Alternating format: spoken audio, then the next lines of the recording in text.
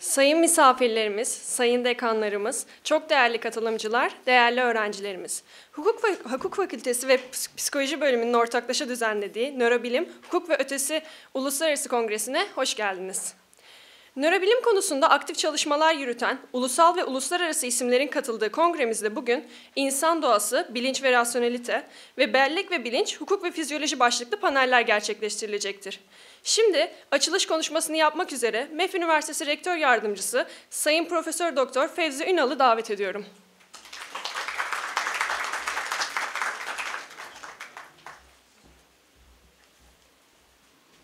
Distinguished guests, students and colleagues, good morning. On behalf of MEF University, I'd like to welcome you to our university. And with such a distinguished group, allow me to give some brief information about MEF University. We are a young university, established about 6 years ago in 2012, and we received first freshman students in 2014 in our 12 programs under 5 faculties. And we are getting ready to give our first graduates in June this year. And we have around 2,600 students in 5 faculties in 15 undergraduate programs. MEF University is the first and only university in the world who have adopted flipped learning approach across all undergraduate programs. And we first published our book, the first book, in 2016, the flipped learning approach in higher education. So it's an international book. And in February this year, the global flipped learning initiative based in the States announced that the flipped learning standards were to be developed by Harvard, Stanford, and MEF universities.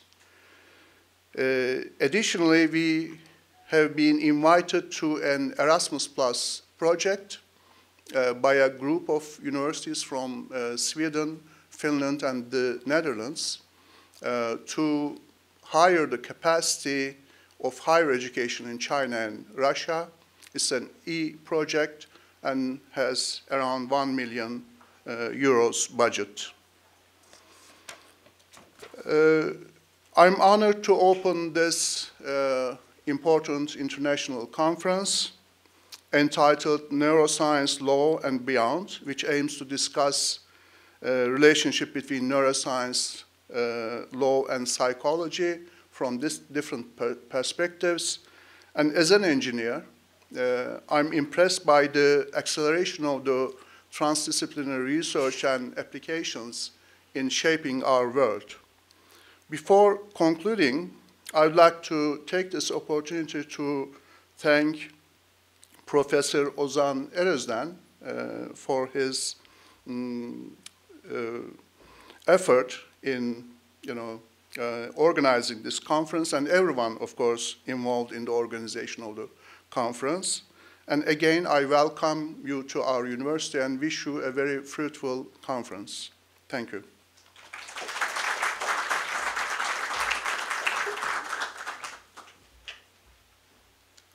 Sayın Rektör Yardımcımıza konuşması için teşekkür ediyoruz. Şimdi konuşmasını yapmak üzere Organizasyon Komitesi adına MEF Üniversitesi Hukuk Fakültesi Kamu Hukuku Bölümü Başkanı Profesör Doktor Ozan Erözden'i davet ediyorum.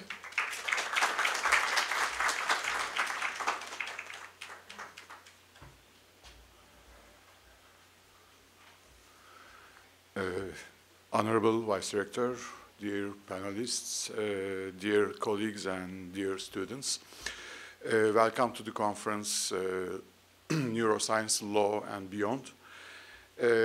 I'm proud to express that this is a pioneer event for Turkey. To date, there has been no scientific gathering in our country to discuss in detail potential interactions between neuroscience, law, and the other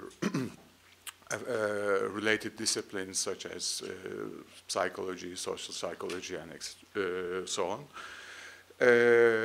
I would like to thank to all panelists, distinguished scientists from abroad and Turkey, who accepted to contribute to this event. I hope that this conference will be followed with, this conference organized by my university will be followed by many others elaborating the same issue. As you may know, 1990s were called in some circles the decade of brain. During that decade, neuroscience, which has already been a multidisciplinary field, uniting under the same roof different disciplines such as biology, neurology, anatomy, psychology, etc., made a big leap forward in 1990s and started to broaden its reach, and a lot of sub-disciplines, let's say, with the prefix neuro started to emerge. Neurolaw was one of these disciplines. It was coined, neurolaw has been coined in 1991 by Sherrod J. Taylor. So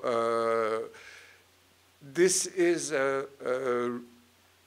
research area which has many aspects. I call them levels. So you can make research combining neuroscience and law and related disciplines with a name just to make a contribution to adjudication of legal issues with a new scientific approach. So in this sense, neuroscience may be involved in law discipline as somehow a branch of forensics. But nevertheless, the interaction between law and neuroscience has a much broader aspect, which goes much beyond the technical issues of legal dispute resolving. So in this sense, law and neuroscience may be in interaction, especially from theoretical and philosophical perspective. So, and this opens a way to make research involving also social psychology, evolutionary psychology, and neurophilosophy, etc. So it goes much beyond than the technical issues of legal adjudication, as I said. So the conference, Neuroscience, Law and Beyond, aims to bring the relation between law and neuroscience under scrutiny from this latter perspective, actually. This perspective led us to prepare a program consisting in 5 panels, 2 of which are going to take place today and 3 tomorrow. Scholars from different disciplines, but discussing similar topics will present their work here. So I thank to all of them once more. Last but not least, I would like to thank also to my teammates, let me express in this way. The organization of this conference was a collective endeavor, and I'm truly grateful to all members of the organization board, Dr. Müjde Peker, Dr. Tuna Çakar, Demet Başar, Ebrar Palteki, and Sercan Çavuşoğlu. Organizing this conference was a great pleasure for us, and I hope you will enjoy it as participants. Thank you very much.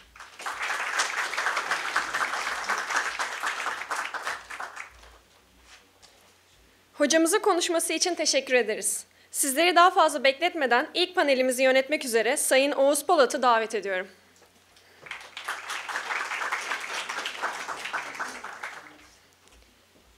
Değerli fikirlerini dinlemek üzere Sayın Scott Rico, Sayın Gül Kızılca Yürür, Sayın Hakan Gürvit ve Sayın Cyprus Antonelos'u davet ediyorum. I just want to be frank, but not be frank. And the first speaker is Professor Bresco. He is from King's College London, and his title is Post-Human Consciousness, Living Systems, Planetary Awareness, and Global Climate. Okay, cool. Okay, so yeah, thank you very much to the organizers and MEF for inviting me here. This was a really it was really interesting. As I very briefly mentioned, very interesting for me to be invited to give a talk on consciousness, and I just confessed that I actually spent a lot of time wondering what consciousness was, and thinking more directly about the concept than I ever had previously.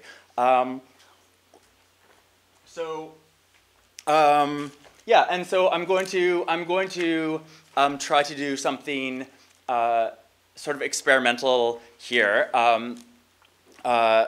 unlike work that I've done previously on the neurosciences and addiction, and I'll say a bit about that. And one of the reasons why I'll try to explain as I go what sort of what's led me to do something like, say, Mad World Rise Up. So I'm going to be talking about sort of post-human consciousness, planetary awareness, and then sort of experiments that people trying to enact a kind of experimental form of post-humanist humanities, and it's a bit crazy. So forgive me. I'll start the soundtrack now. And one thing I should say is that this is my sort of a sort of outing of sorts, because this is the first time I've never really mentioned in my academic work the fact that I've been for a long time an amateur musician, and I did a degree in music, and so I've decided this is going to be my attempt to combine these things, and so the soundtrack I prepared is basically just on my SoundCloud, and I'll just play a bit and then try to explain things. One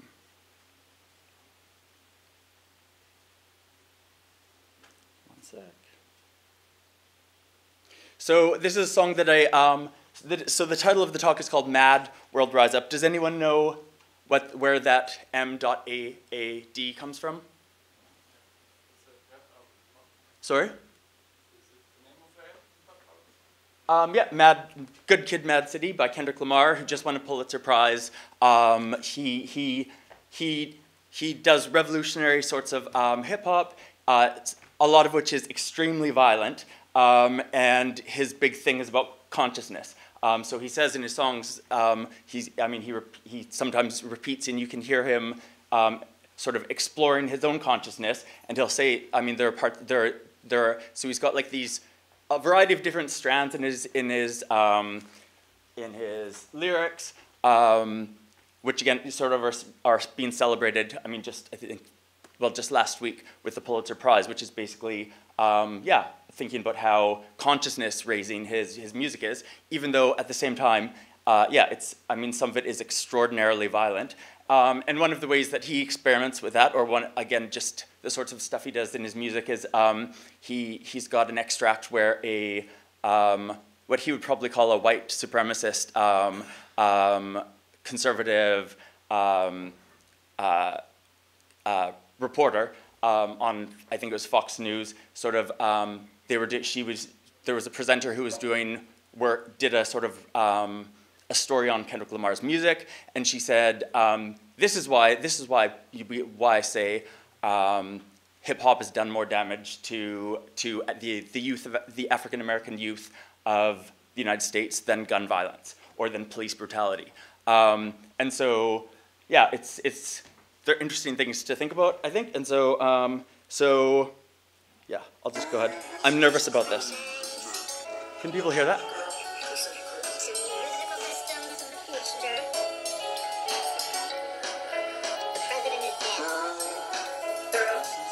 The girl, this is part of a sample of Janelle Monáe's music, and she says, "Girl, I'll tell you about it."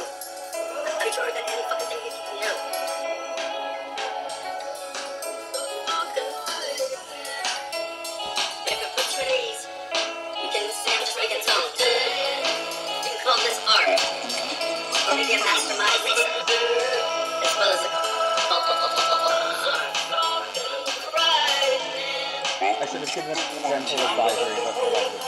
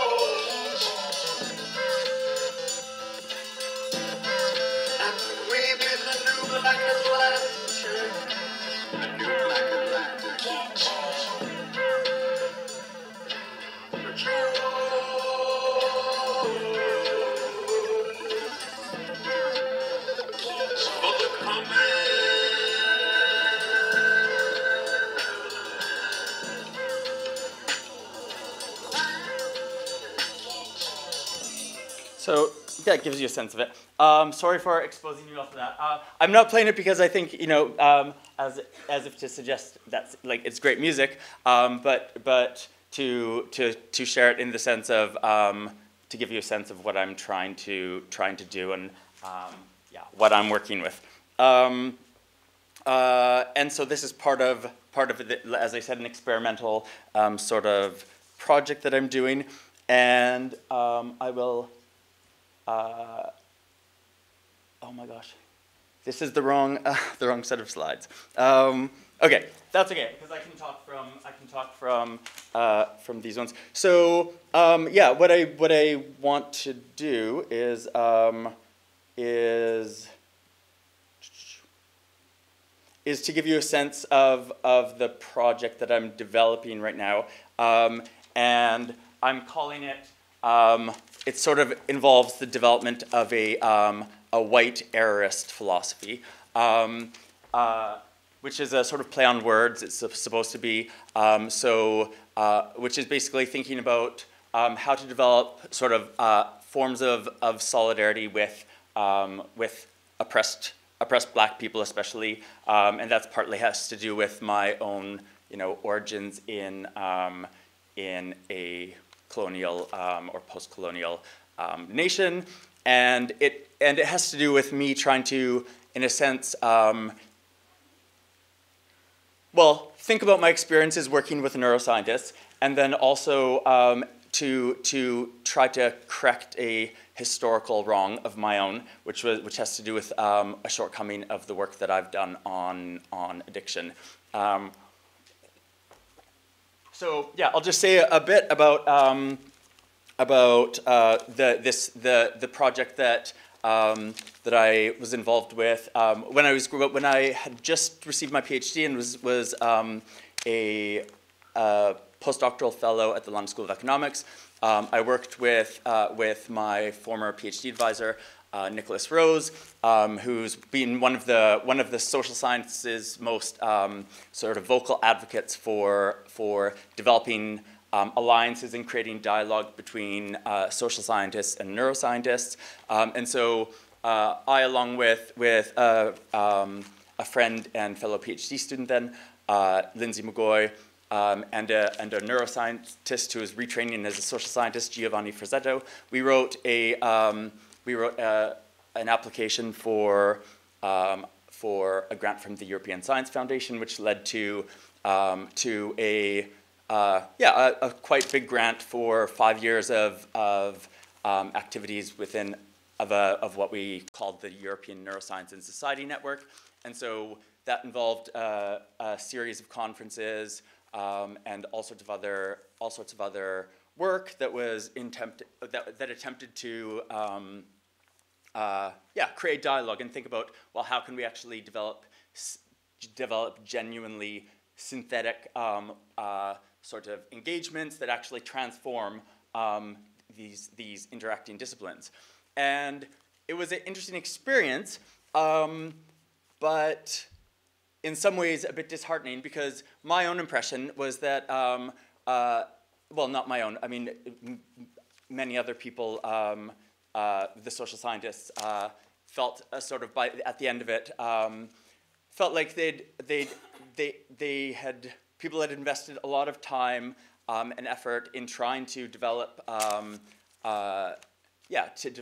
to synthesize knowledge and to change academic practices, but at the end of it, it seemed that actually it was only the social scientists' work who had changed, that had changed, and so and much of the neuroscientists we engaged with were really still at the end of the 5 years doing the same sorts of work that they'd always done. And then I've had a number of experiences like that. I worked.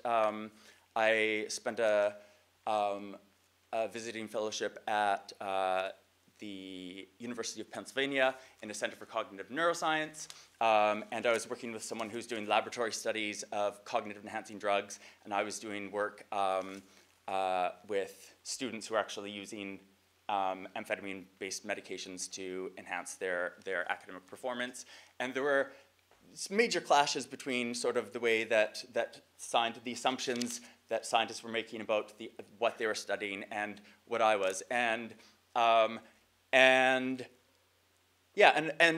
so basically the conclusion or hypothesis that I'm working with here is that so if we're thinking about consciousness and disorders, then and I won't say this, I don't want to, I should actually, just say that I know that just like there are better and worse social scientists, and there are also better and worse neuroscientists, and there are, of course, neuroscientists who do really, really interesting and thoughtful work, but there is a tendency in published literature to reproduce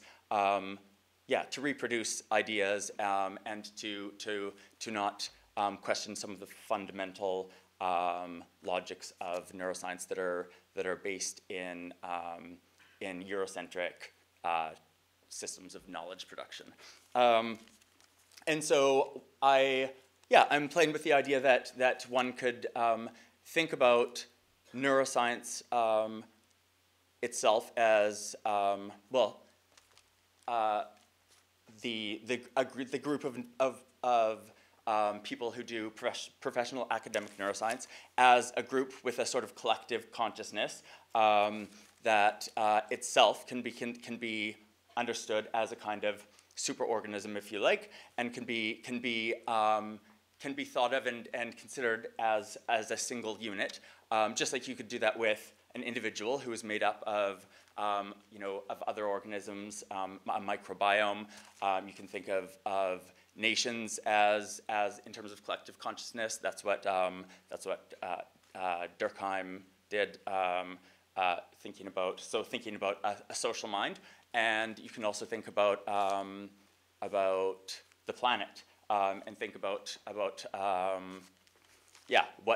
planetary consciousness might look like. So I've been thinking about, well, how do you think about the way we individually and collectively think about knowledge and then actually engage with systems of knowledge production that are at least sociologists of science would say are fundamentally part and parcel of the societies in which they develop. And so one of the ways you can think of this is to think of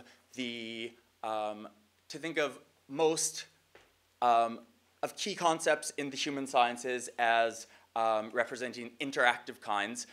So drawing on the work of Ian Hacking, and to think about the human sciences as engaged with performative knowledge production.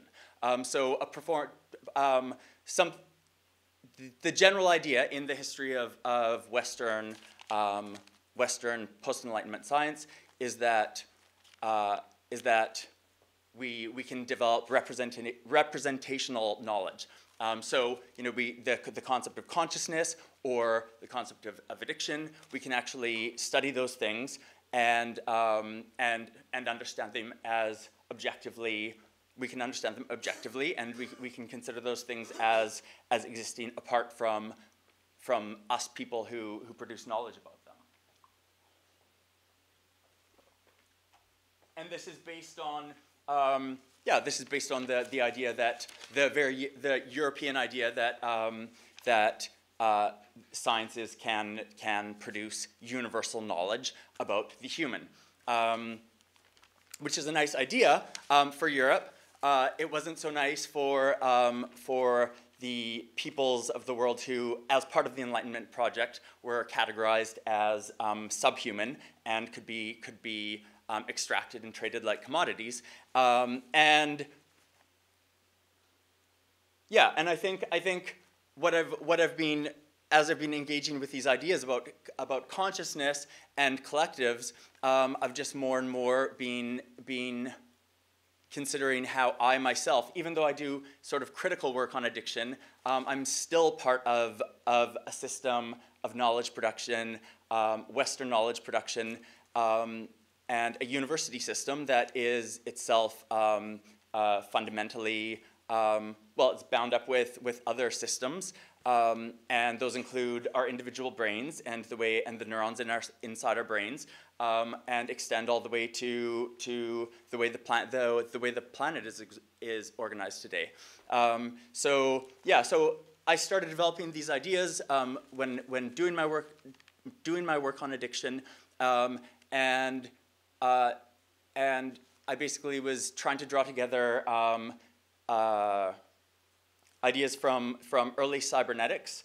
So people like Gregory Bateson, who was Gregory Bateson, Margaret Mead in terms of social scientists, and then computer scientists, early information theorists, to think about different alternative ways of exploring the human universe or the universe. And so one of the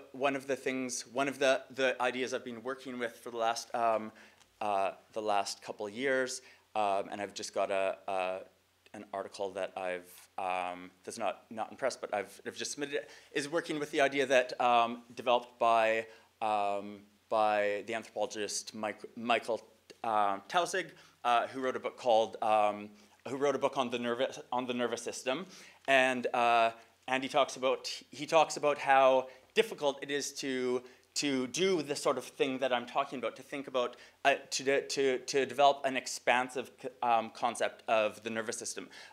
So neuroscientists tend, at least the most reductionist models of the that are produced by the neurosciences, is that we have a central nervous system that's bound within the human body, and then that nervous system is taken as something that can be isolated from the rest of the world, and the body itself is taken as something that can be thought of as if it didn't fundamentally develop or require the world around it. So a very easy way to think about this is if we do think about bodies as if they were independent from the world, just think about how long you could survive if the air from the room disappeared or you didn't have food. And if you think about how that air is linked to the work of trees, which ecologists sometimes think about in terms of the lungs of the planet, then you very quickly can develop the sorts of more expansive, thinking about systems more expansively.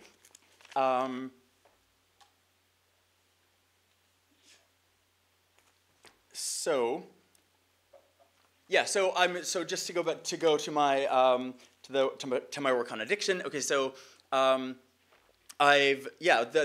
most of my work from my PhD onwards has looked at addiction as a sort of with me taking the position of a sort of historian of the human sciences, and it's especially looking at the way that addiction came to be considered a brain disease in the 1980s. Well, I mean, you can trace the developments back further, but thinking about how the ideas about addiction and ways of thinking about addiction were fundamentally transformed during the latter half of the 20th century, and so my conclusions are sort of summarized in the title of a piece of mine, which is called "The Birth of a Brain Disease," and it's talking about how we human scientists produced the idea produced the idea and the facts that supporting the idea that that addiction is a brain disease, and I basically my argument is that actually that it wouldn't have been possible to produce that knowledge without an alliance between the U.S. government and state-sponsored scientists. And so, I mean, doing interviews with neuroscientists, and you can also find this in their own accounts. I mean, pretty much anyone who's worked in that field in the United States knows that that neuroscience research on addiction. I mean, it was actually. It was engineered, in a sense, by the U.S. government. So in the 1980s, when this was in the era of the crack epidemic, and there are actually transcripts from congressional inquiries, and they actually brought the leading science academies to them and said, look, you need to start looking into this. We're giving you this money, but you have to do very specific things. Of course, scientists in general are free to do whatever they want, but if you want our money, then you have to be doing these sorts of things. And so, basically that kickstarted a kind of scientific movement to produce a new kind of knowledge about addiction. And the fundamental reshaping that happened in the 1980s was that the very idea of what could be addictive changed. So before the 1980s, the main model of addiction, the main biomedical model of addiction, was based on heroin addiction. So that was basically the model of physiological dependence. So you start using heroin, your body becomes dependent on it, and if you stop using the drug, you go through very, very visceral. You experience very visceral consequences, so vomiting, all sorts of withdrawal symptoms. And prior to the 1980s, and you can find this in, again, just in all sorts of sources, including leading scientific publications that basically said, with leading scientists saying, well, amphetamines aren't addictive. That's ridiculous. We have very clear objective tests about that we use to evaluate whether a substance is addictive, and it's based on measuring the in very careful detail whether drugs produce withdrawal symptoms. And so the U.S. government would, for most of the 20th century, and the historian of science Nancy Campbell's written about this a lot, had a system of using people in American prisons and giving them all sorts of different substances and then taking them off them to see if they produced with signs of withdrawal. And if a drug didn't produce that, then it was considered non-addictive. And that wasn't considered this wasn't considered a working idea. It was considered that those are the basic facts of addiction, objective facts. And then in the 1980s, what you have is a massive epidemic of cocaine use that was affecting the whole of the United States, but it was especially in terms of media attention. The main focus was crack epidemics in the main sort of American ghettos, and there you can. I don't have the quote here, but there's actually a in the journal Science there's a scientist is reflecting on the implications of that epidemic, and he basically says, well, one of the benefits of the epidemic was that it forced us to change our models, and so what we realized is actually we got addiction wrong. Addiction is actually it isn't about withdrawal symptoms, and so instead we developed this model of that's based on the idea that the brain has its own drugs that are rewarding, and so it's not about physiology. It's about fundamentally things being pleasurable, and that based on the idea that you're sort of become addicted to your brain's own drugs, and so then all of a sudden that changed the way that changed the modeling of addiction in a way that made it possible to think of behaviors, as not just drugs, because drugs weren't necessary for the endorphin model of addictions, but to think about things like gambling as bona fide addictions, and so that again has increasingly come to be thought of as a legitimate, as the basic facts of addiction are that anything can be addictive almost, and it depends. And what really determines it is whether people have the resources to produce that knowledge and produce the scientific facts.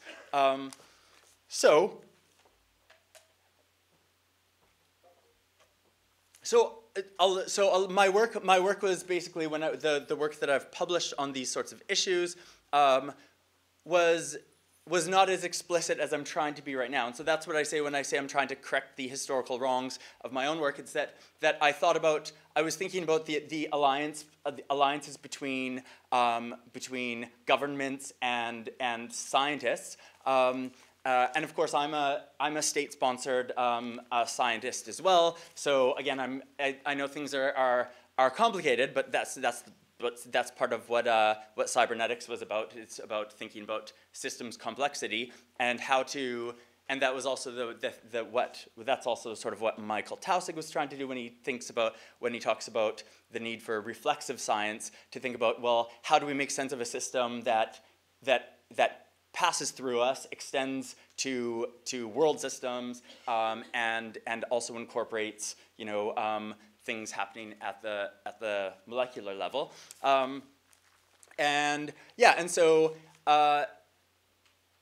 what I've been trying to do increasingly is to think about how, well, yeah, the thing I didn't really talk about, or the things I didn't really talk about in my research, and and it seems to me a major shortcoming is that I didn't think about the links that I'm making now between the history of a global history of white supremacy that can be traced back to the European Enlightenment project and continues to play out today in all sorts of ways, which include the mass incarceration of ethnic minorities in the United States and elsewhere, unequal inequalities in terms of access to education, healthcare, and that sort of thing. And these are all, these are all fundamental, I would say, realities, facts of our current planet. So I'm trying to think about, increasingly, I'm trying to think about how to, sort of drawing on my own work as a human scientist studying other human scientists, neuroscientists, and how they work with the state. I'm trying to think about how adopting their strategies in weird sorts of ways that can create a different mode of thinking and producing realities than the one that I've been trained to valorize, which are based on ideals of pure, perfect reason, which don't exist except in sort of, sociologists and anthropologists would say don't exist except in our minds. And so what I've been trying to do is to think like a state and act like a state, and so that has led me to these sorts of ideas. To think about, to try and question like pretty much all my assumptions. One of the most fundamental of which would be, my almost ingrained, and Bourdieu would call it, the anthropologist Bourdieu would call it a sort of ingrained habitus. So my nervous system, my individualized nervous system has actually been fundamentally shaped by a system that in ways that make it almost impossible for me to think about things like advocating treason actually challenging the state and a system that has made me what I am. And so I'm thinking about how my own nerves and systems can be mobilized in a sort of counter strategy. And it seems to me that the way of doing this, and this is what a lot of people working in the sort of what are increasingly being called the post-humanist humanities, is to think about how to do that, how to escape the sort of European project of pure reason, which doesn't really exist in practice. Increasingly people are calling for sort of attempts to develop creative strategies for producing different ways of knowing and being in the world. The philosopher Rosi Braidotti writes about this. One of the models of academic integrity, in the sense of thinking about academics as parts of a whole, and thinking about, well, how can one, how ought one relate to the world, is the feminist science studies scholar Donna Haraway, who was trained initially as a biologist and then came to actually, most of her early work was looking at how the biology that she was studying, primatology, was actually part of the colonial project. So, early studies of primatology were trying to figure out what makes a human and what doesn't, and then that led to ideas about a hierarchy of race that put the primatologists allowed the primatologists to separate themselves from not just from from apes, but also from other people that they didn't recognize as human.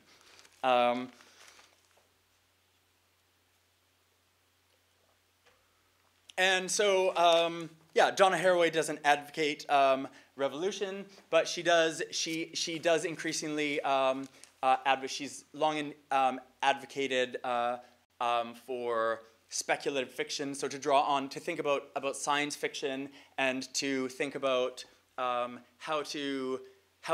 one might produce, how one can escape the sort of prison of language and move beyond it. So yeah, how can you, if you think that the human sciences are fundamentally problematic, for example, how do you actually develop a post-human form of science? Or if you think that the world today is the planet, if you're convinced that the planet is in a disordered state because of, for example, economic globalization and the ecological consequences of that, and they're also those problems are also linked to forms of global inequalities in health. How do you reimagine those sorts of things? And Haraway, in her book that, Staying with the Trouble, she proposes that we should be thinking we can draw on and work with the systems ideas of that were associated with environmental scientists. So the idea of, for example, the Gaian hypothesis. So the idea that, well, we can think of the entire planet as a living system, and a lot of people Haraway has and many others have talked about how that we can think about a shift in towards planetary consciousness that happened when we first when we were first developed the ability to see the entire planet Earth as a single thing, which we hadn't been able to do before the space age.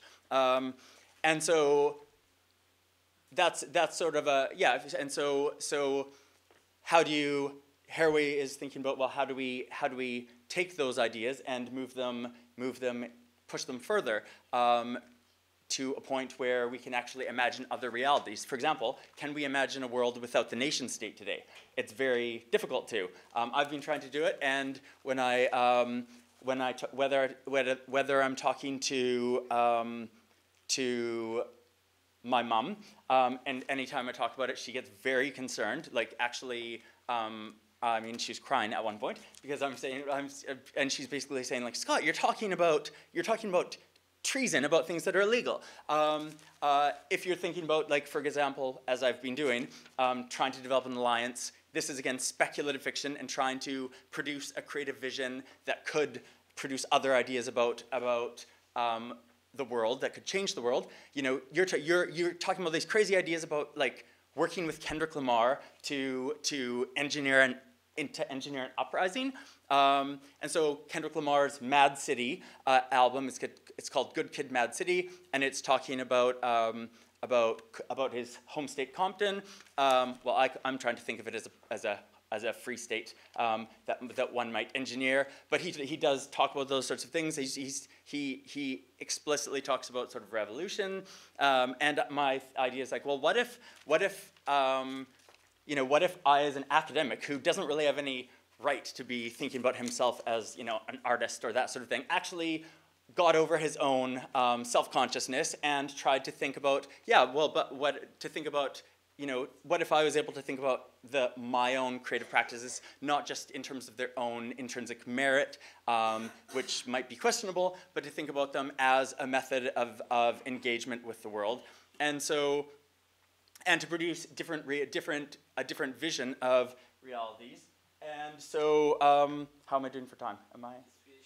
Okay, cool. So, well then, I will just say, I basically, what I've done here is to get over, is some of these things are treasonous. But to think about the post-colonial scholar Paul Gilroy develops this idea of a black Atlantic that was produced by the slave system. So the peoples that were circulated around the Atlantic actually can be thought of as a kind of nation that's not the same thing as Africa. And then my idea is to basically try to actually engineer, rather than just thinking of that as theoretically, is to actually make a call for the new black Atlantic. So that's what my song was doing, and that's what I'm trying to do in terms of my work. And so I'm drawing on a bunch of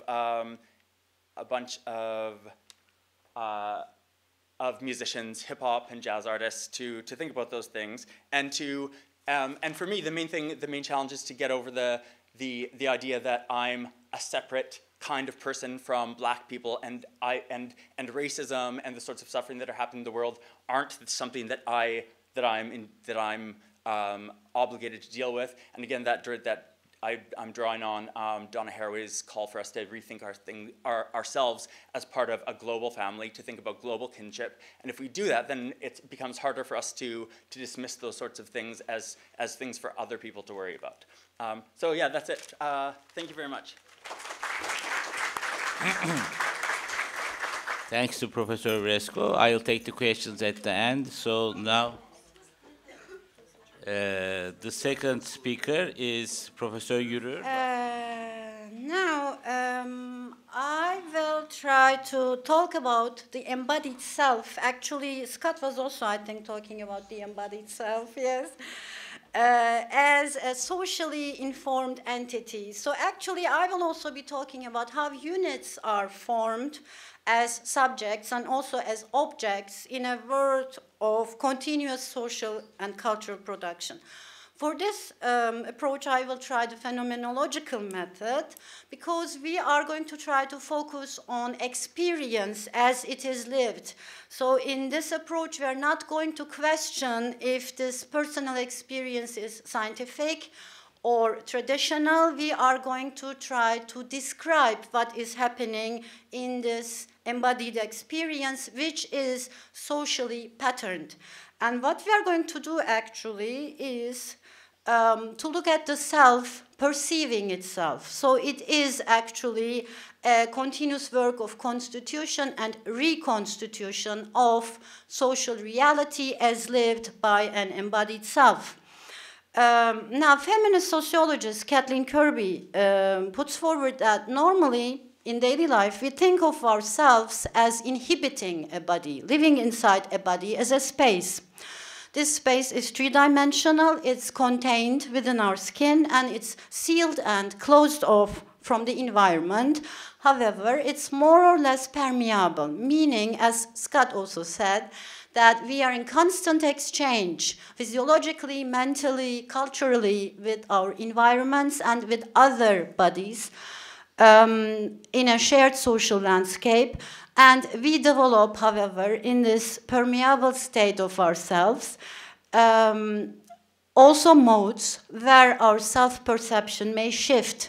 So our ideas about our unit of being may change. Now, those shifts in perception are experienced very strongly in mental disorders and in the cases that I will present in possession experiences. So those shifts in perception of the embodied self, they may provide us with an opportunity to investigate exactly how this ontology is being structured, this being coming into existence continuously, how the self continuously constitutes and reconstitutes its sense of reality and belonging to that reality, sharing a normal world with other beings. So this work of constituting the real self and the reality with which this self is in contact is of course done through cultural patterns, culturally available dynamics. Those dynamics show you, they teach you, they tell you, and they are changed by you in order to draw boundaries. Those boundaries can be examined by social scientists, by neurologists, by psychiatrists, because those examinations in changes of world experience may give us clues about exactly factors that make us shape this reality that we all share together? What are we leaving out? What are we integrating into reality? Or how are we expanding reality? So those factors, of course, socially and culturally bound, can be found in culturally available narratives. What I mean with culturally available narratives is those very subjective narratives have a cultural pattern, as we could observe in Dersim. We worked in Dersim for 6 years, and we collected basically narratives about different disease experiences, including mental disorders. Those culturally available narratives are, however, although having a cultural pattern, show a big variation, subjective variation, because, you know, narratives are like dreams. They are very much lived, and the narrator is at the same time a producer of a story, so this creative process also shapes the narrative, but you can still discern very basic patterns of how stories are constructed, how they are told with certain intentions, cultural, social intentions, and they provide a certain continuity to those narratives. You can find different patterns across generations, but also similarities. And this is why I took here 3 cases from 3 different generations, 3 different times. One from the 80s, one from the 50s, one from the 60s. And I will talk about what is called the melaket. I will explain in a minute. It's a Dersim word for all kinds of non-human existences. They can be punishing, they can be rewarding or protecting.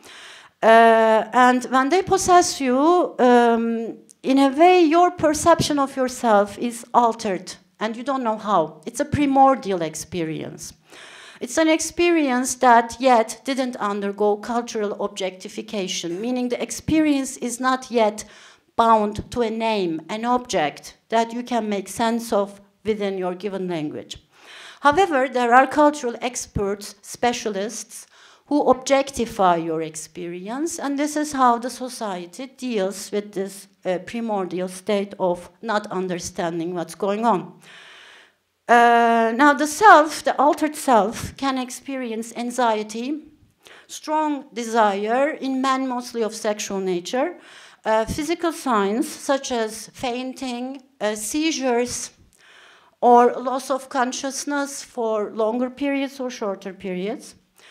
Those melaket who are believed to possess people actually do not have a consistent identity. They are relational to the person that they possess, meaning that they change according to your inner mental state.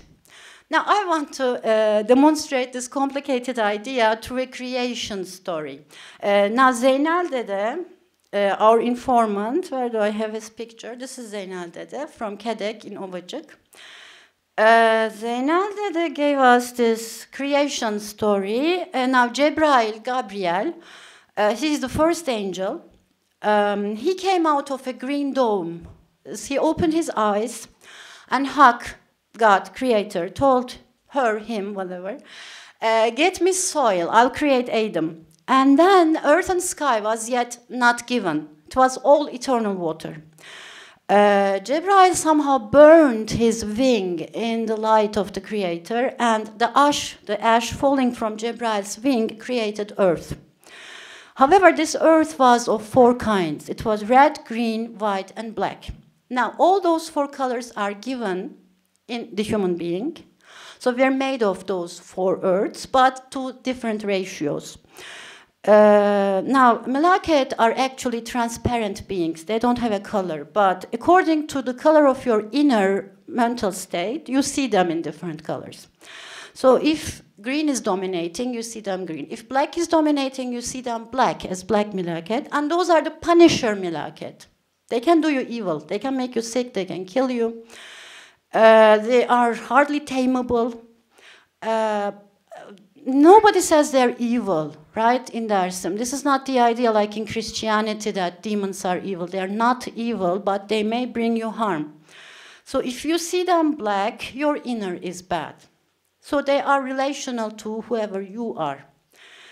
in a way, you create them. Now, this is a black milaket, as drawn in the 15th century by Mehmet Siyahkalem. He is a painter from Herat, Central Asia, close to Iran, actually, today. And he is believed to be a painter who called himself the master of humans and the master of demons. His book was found in the Topkapı Palace Library.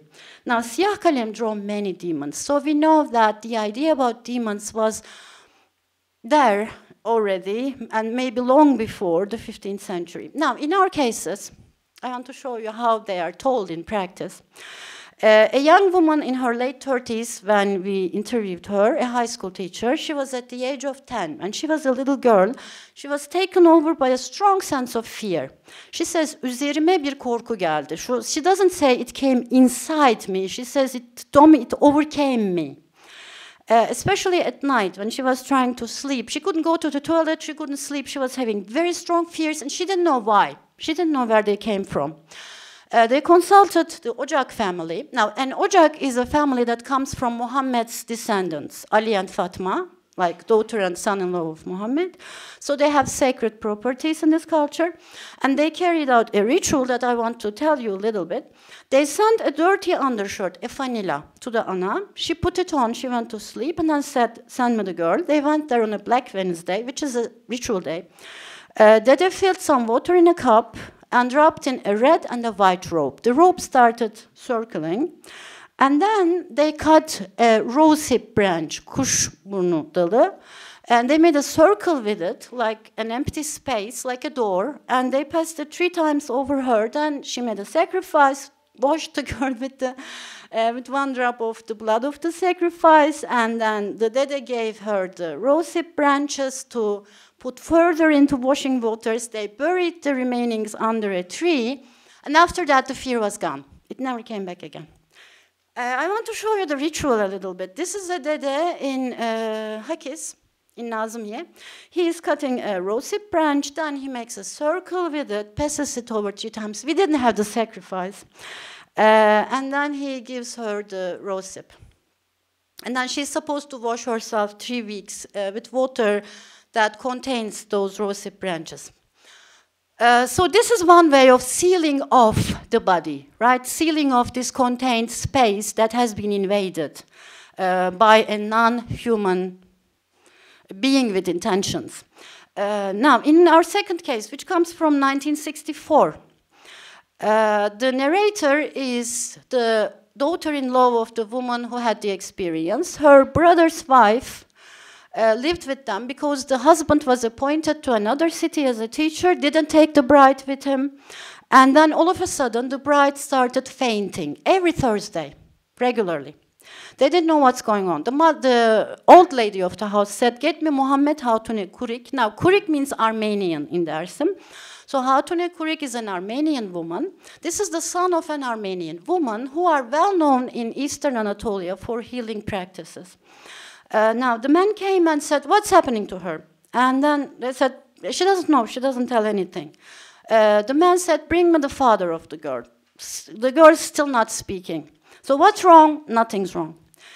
And then, thank you. And then the healer said to the mother, she's not accepting my help. I will do a paper. So a paper, a charm, a talisman he did. He wrote something, some names, she says, on a paper, and dropped it without her seeing it through her neck. And then said, you all go away, leave us alone. But our narrator listened through the door because she was curious.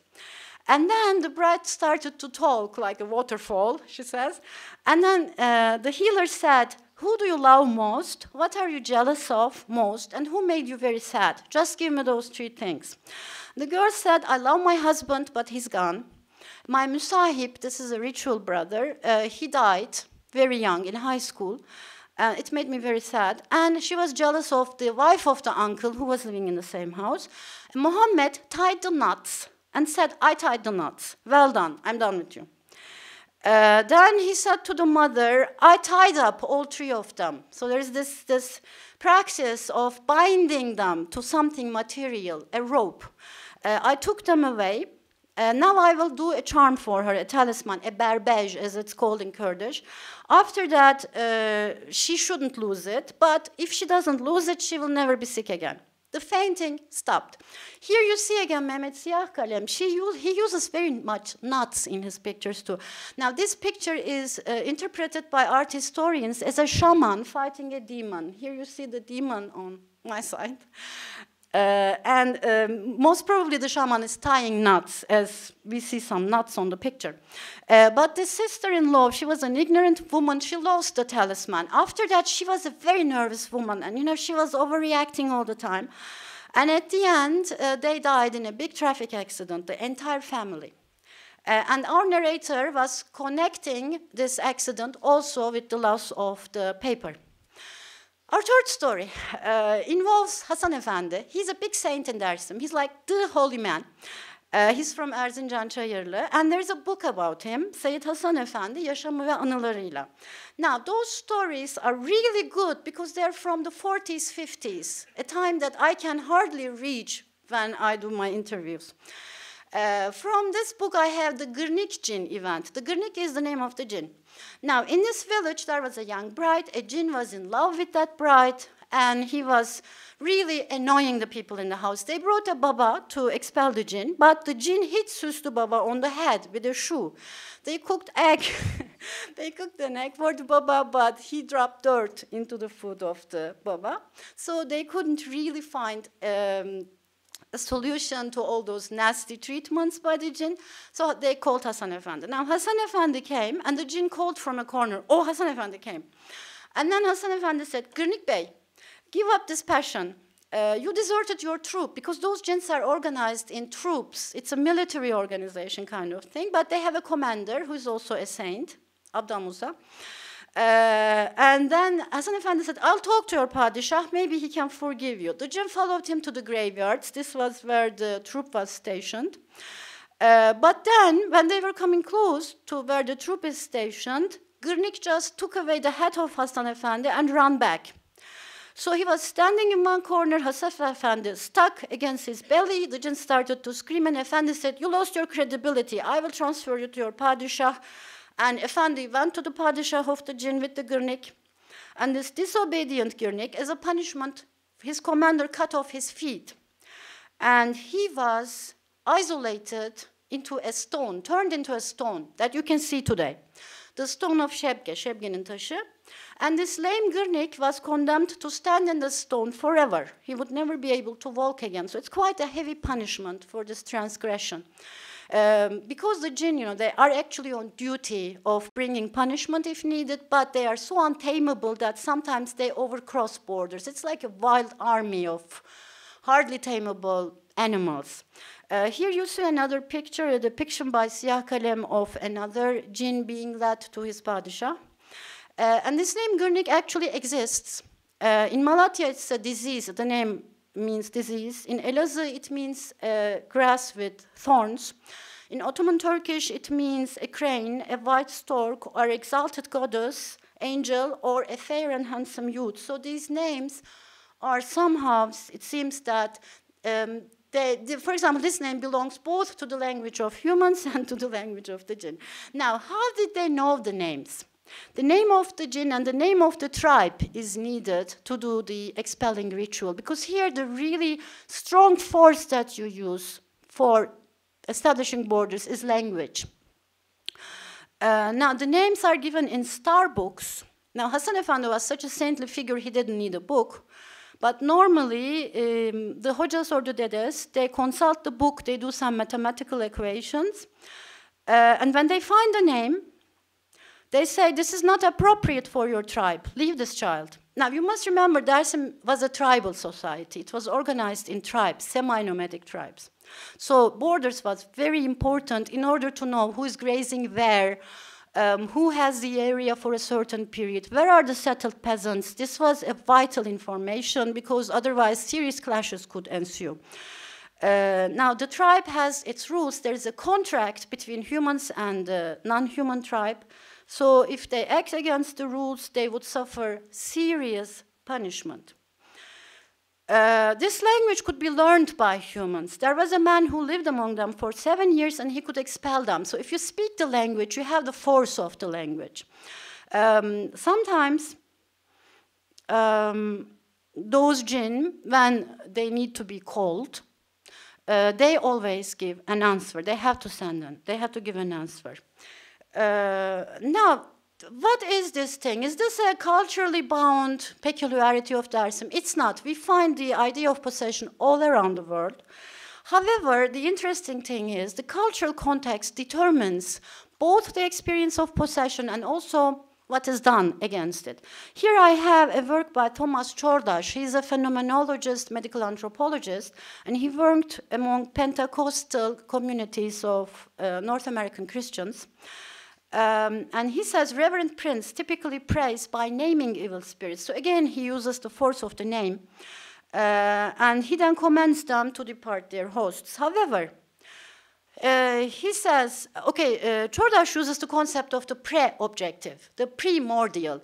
Now, this is a concept developed by Maurice Merleau-Ponty, as an experience of the individual that is not culturally objectified yet. It's not put into language. How the objectification of reality works culturally is basically through language acts. So that this intentional embodied subject living in a perceptual world goes through pre-reflective, pre-objective experiences, and then through language objectifies his experience. So that the people who are possessed actually go through this primordial experience of not knowing how to name the experience, but then the healer, the specialist, he is the specialist in cultural objectification, typically puts it, gives it a name, and this takes away, actually, just the act of calling out the name takes away the force of the primordial experience. However, this always happens in a cultural context. In the North American context, control is very important. It's a pervasive theme. So, Çordaş says, the Pentecostals, they define the possession experience as a loss of control. The individual loses control, a higher force helps him to regain control, and then the patient is healed. However, in Dersim, it's a tribal world where boundaries matter a lot, and transgression is a pervasive theme. When you move the border stones between fields, for example, it's such a grave sin that it is just as big as killing a person. So that in this social context, possession is operated upon as a transgression and invasion. And just as in the human world, you have the tribes of the jinn who stand in a contractual relationship, just as the tribes do within each other. And those ancient contractual relations are, in a way, sacred because they're about boundaries. And boundaries define who you are as a tribe or as an individual. Here you see the area in which the tribes were circulating before the 1938 invasion by the Turkish army. So this area where the semi-nomadic tribes were moving was very much determined by invisible boundaries that we wouldn't see. But the tribes always knew who was supposed to be where in which time of the year. So it was a very complicated topography actually for them, which they totally mastered. And also Dersim itself stands at the border of the Anatolian Peninsula. Here you see the peninsula. Sorry, I have to leave the microphone. Here you have Mesopotamia, the land between the two rivers. Here you have the Caucasian up north. Here you have northern Iran and further Central Asia. And then here, beyond the Euphrates, Anatolia starts, right? So it is a natural border. Anyway, bitti tamam sağ olun. So living in a borderland, Dersim tribes knew very well the importance of borders and the importance of knowing how to pass them. So also in this case, when we compare the North American possession experience with the Eastern Anatolian possession experience, we see that the pre-objective experience is made sense of in a very material context of life conditions, geography, and social relations. However, in all cases, exorcism works as an action of extending the social life world. We first call the Melaket into a being, we give them a subject name, and then we open the human space to them in order to close that space. So that those social specialists in opening and closing spaces, the Dede and the Hoca, they work through a nominal act where they call established contracts which determine the limits of the human world, actually, and also the limits of the self as a body. This act of binding and limiting is not confined to the social or individual sphere. It is about also limiting affect and desire and fears. The lived bodily experience, the sensation, is given a name and then made real and then bound to an object and discarded if it's dysfunctional. So I don't want to be too much of a functionalist, but we have to see this operation here. Now, why are we interested in this operation? Especially in this Congress, which is about neuroscience and law. Now, it is interesting for us because it's about the individual in a crisis situation, in a mental disorder. And as Byron Good asks, what are the social and cultural factors that affect the course and outcome of serious mental illness? Because mental illness is lived in a social context, is made sense of in a cultural context. So that their treatment is an important domain. If we want to treat those people, we shouldn't pay exclusive attention to neurobiology and psychiatric medication, but because this hides the importance of understanding basic social and cultural processes which are associated with people in a different reality condition. Now, Estroff and his friends, or her, I don't know, which concerned minority populations in the USA, say, where mental illness is considered inevitably chronic, like schizophrenia, the illness is more likely to be chronic. Where a sufferer is understood to be possessed, it's expected by the family and by the patient. I mean, I don't say it will be removed. It's expected by the social environment and by the individual that it can be removed. In some cases, it can be removed, Estroff says, and leaves the person, may leave the person. I mean, that's not like saying, let's do possession rituals and exorcise people. That's not what I'm saying. It's just the idea that the self-perception of the diseased plays a role in the disease experience. Now, multiple interpretations are often available, especially in cases of mental diseases, and those interpretations may provide some flexibility in understanding those conditions, because those interpretations shape the social response to the person and also the person's experience. So further research in cultural and social interpretation and experience of mental illness may show us the subtle differences in illness attributions, for example, about responsibility. Why am I sick? What's happening to me, right? And it influences the response of the sufferers to the therapy. And that may contribute to something, because we see that in India, in Africa, in many Asian countries, the answers vary in a large scale. So my suggestion is, if we accept that the life world as constructed by the healing tradition, for example in Tunceli, as one alternative form of ordering reality, alongside the life world constructed by biomedicine, we could expand ourselves, our own realities, and observe how the cultural work of shifting boundaries takes place in practice. We can acknowledge two different social modes of ordering the self here, which is a creative way of thinking about human beings, because then we see that our own being and becoming is not uniform, it's not mandatory. It's just one socially constructed option among many. And these are the references. Thank you. And now the third speaker is Professor Hakan Gürvit. Efendim günaydın. Slaytlarım İngilizce ama Türk katılımcıların hemen tümünün Türkçe konuştuğunu gördüm. Ben de Türkçe konuşayım. Teşekkürler Ozan davet için. Bu son derece heyecanlı bir konu gerçekten. Ben de nörobilimdeki özne kavramı üzerinde durmaya gayret edeceğim. Muhtemelen bir nöro hukuktan söz edeceksek ileride bunun ortak paydası özne kavramı olacak.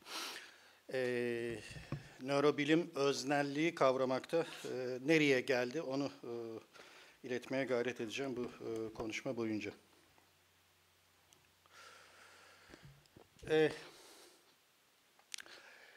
Aristoteles'in sferik evreni burada.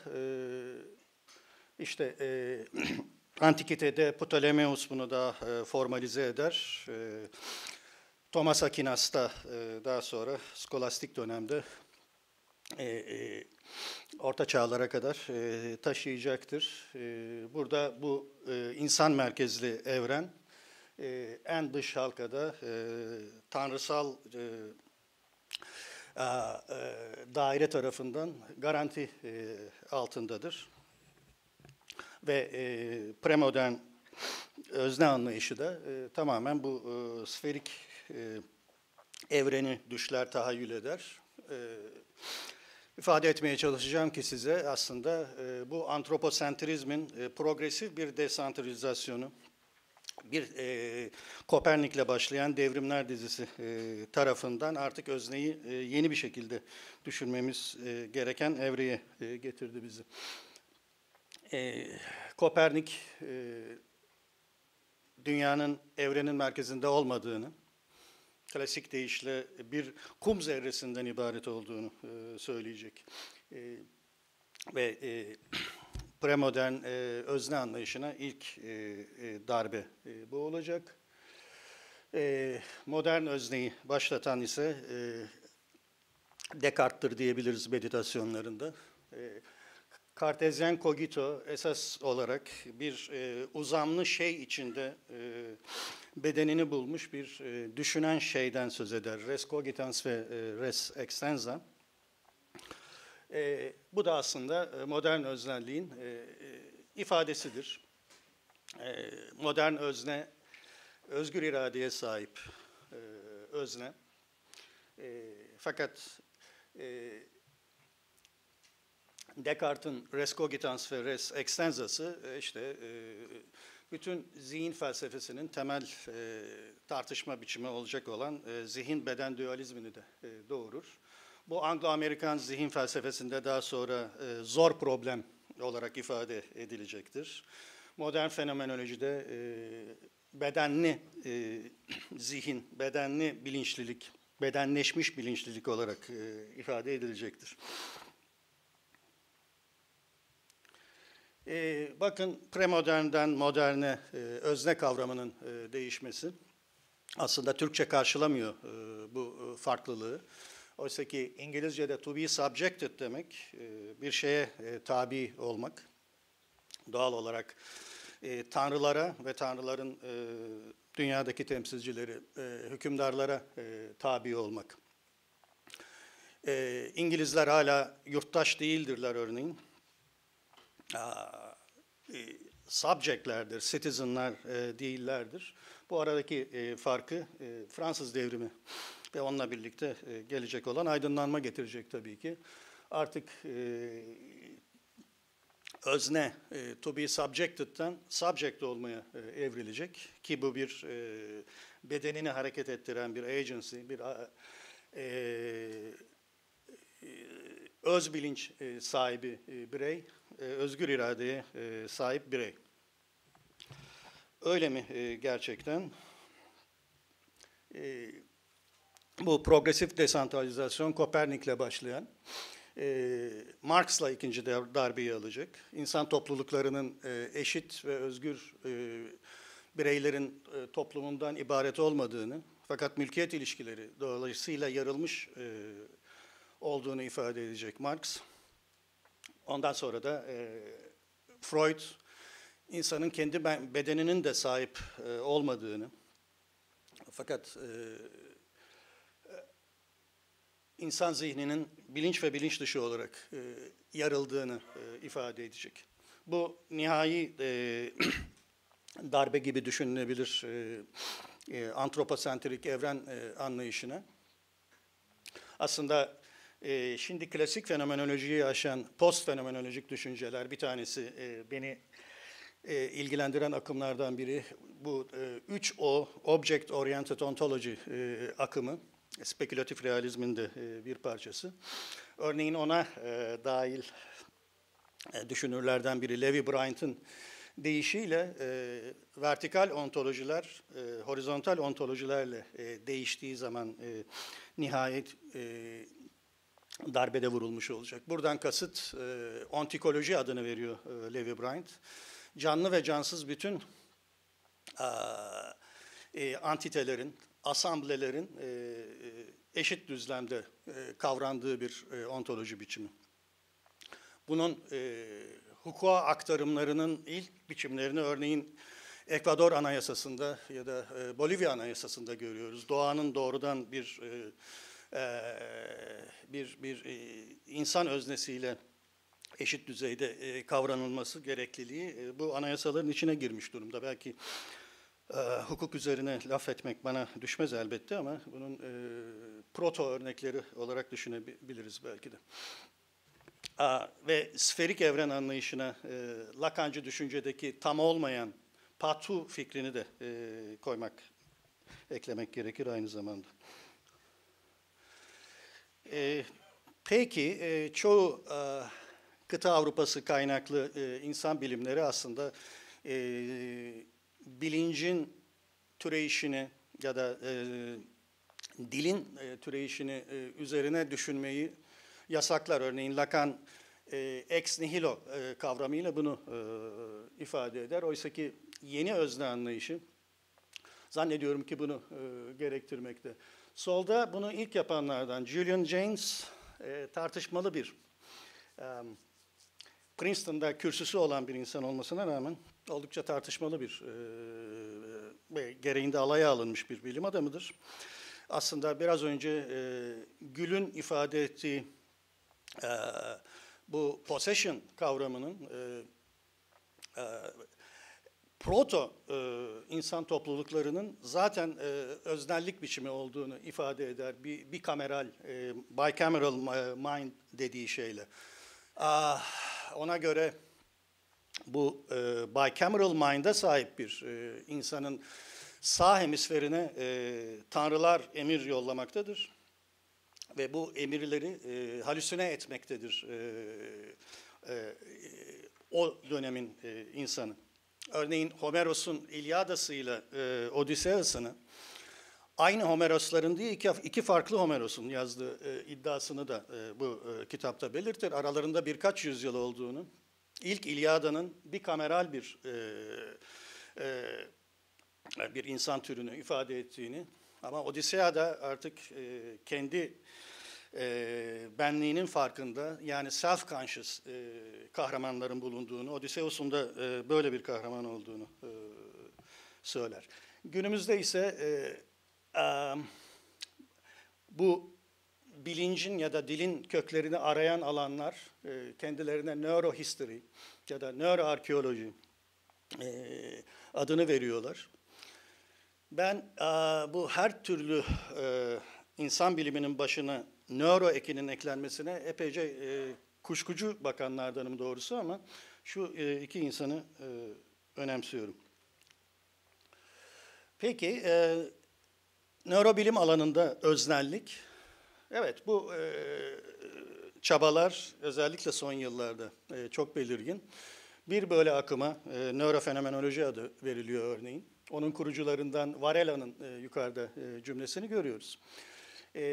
Bu üçüncü tekil şahıs nörobilimsel verileri birinci tekil şahıs deneyimle arasındaki büyük boşluğu köprülemeyi gayret eden yeni bir disiplindir şeklinde tarif ediyor alanını. Peki ben ne yapacağım? Ben bu özgür iradeye sahip, kendi bilinçliliğine sahip özne anlayışına nörobilim alanından nasıl itirazlar geliyor? Biraz onu toparlayıp özetlemeye çalışacağım size. Önce bilinç dışı zihinsel süreçlerden başlayacağım. Sonra beyin hasarında ne oluyor? Onları gözden geçireceğim. Ayrık Bey'in çalışmalarından söz edeceğim ki James'in bikameral zihnini cerrahi olarak ortaya çıkarmanın başka bir yolu Ayrık Bey'in. Yeni görüntüleme de öznelliğin nöral korelatı olarak ortaya çıkan, beliren Default Mode Network'ten söz edeceğim ve nöroplastisite ile de bitireceğim. Peki bilinç dışı deyince bu neredeyse psikanalizin mülkünde bir kavram gibi. Dolayısıyla nörobilimde bilinç dışı deyince biz farklı olarak ne kastediyoruz? Kabaca nörobilim bilinç dışını kullandığı zaman daima bu sıfat olarak bilinç dışı gibi anlaşılması gerekir.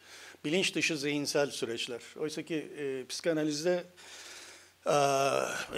bilinç dışı bir isimdir. İki farklı büyük ekol var belki bilinç dışını kendilerine göre teorize edenler. Anna Freud kaynaklı, bunun biyolojik içgüdülerin kaynayan derinliklerdeki bir deposu olduğunu söyleyen ya da Lacan kaynaklı olan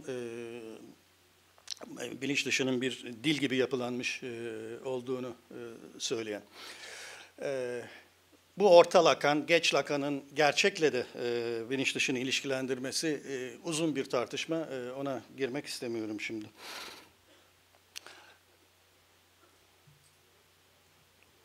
Evet, şimdi bilinç dışı zihinsel süreçlerden başlayalım.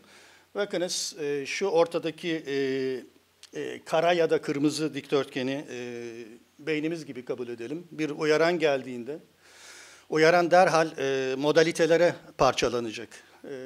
Duysal modalitelere parçalanacak. Umarım bunu görüyorsunuz. Kırmızısı fazla koyu. Bende epeyce açık bir kırmızı olduğu halde. Görülebiliyor mu? Peki, dolayısıyla paralel akımlar bu parçalı bilgiyi, modalite spesifik olarak işlemeye başlayacaklar. Uyaranın o fiziksel, fenomenal yaşantımızda bir bütüncül olarak algıladığımız bütüncül uyaranın görsel özellikleri beynin görsel alanlarında haritalanacak. Benzer şekilde işitsel ve somatosensoryal modalitelere bölünecek ve paralel akımlar şeklinde gidecek. Elbette ki bu uyaranın motivasyonel özellikleri de limbik alanlarda haritalanacak. Bu ilk basamaklar ki sinaps 4 sinaps sürdüğünü söyleyebiliriz bunun. Tümüyle bilinç dışımızda. Bilinç dışı bilgi işleme dediğimde kastettiğim bu.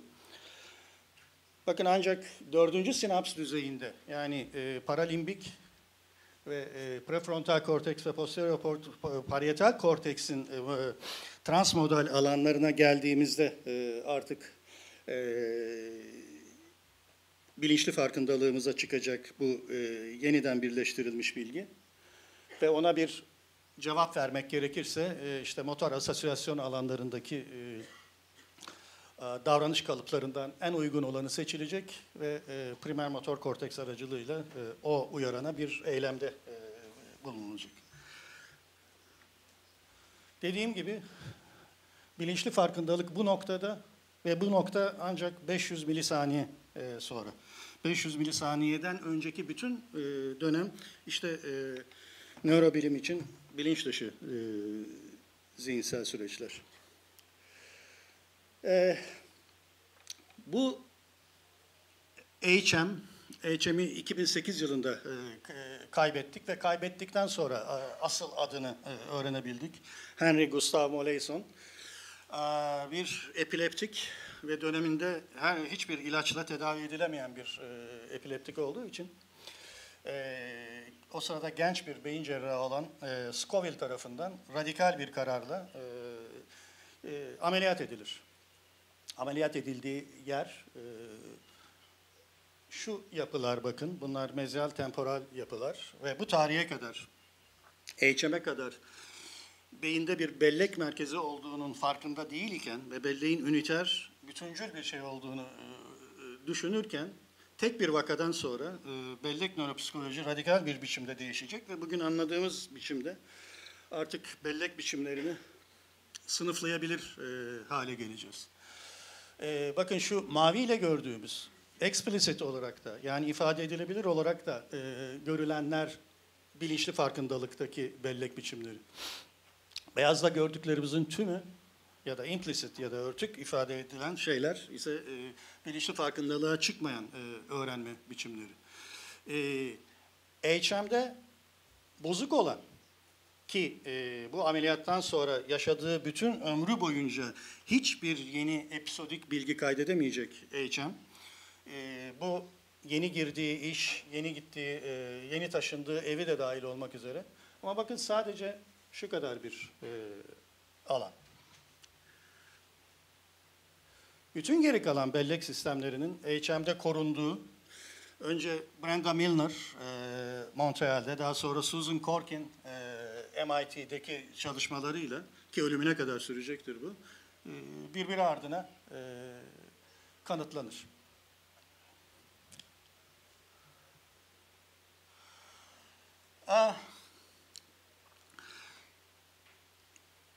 Aslına bakarsanız,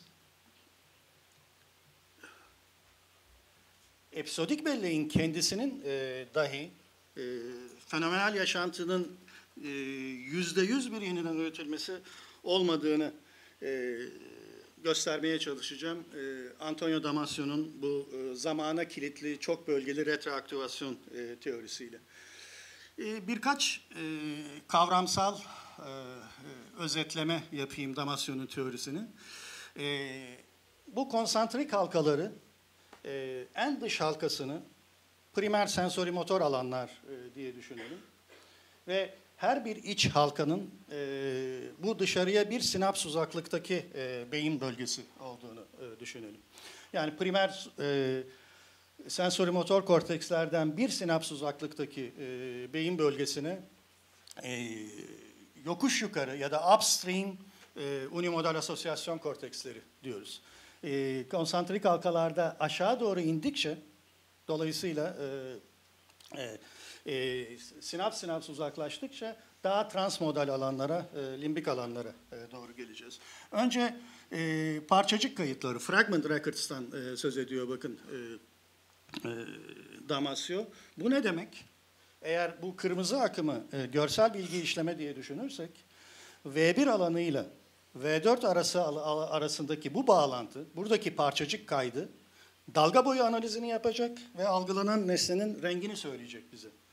Bu V1, bu da V5 ise eğer, bu kez görsel dünyadaki hareketli bir nesnenin bilgisi işlenecek. Bakın bunlar parçalı bilgi paralel olarak gidiyor ve dediğim gibi henüz daha bilinçli farkındalığımızda değil bu. Bu sarı noktaları da işitsel bilgi işleme gibi düşünelim.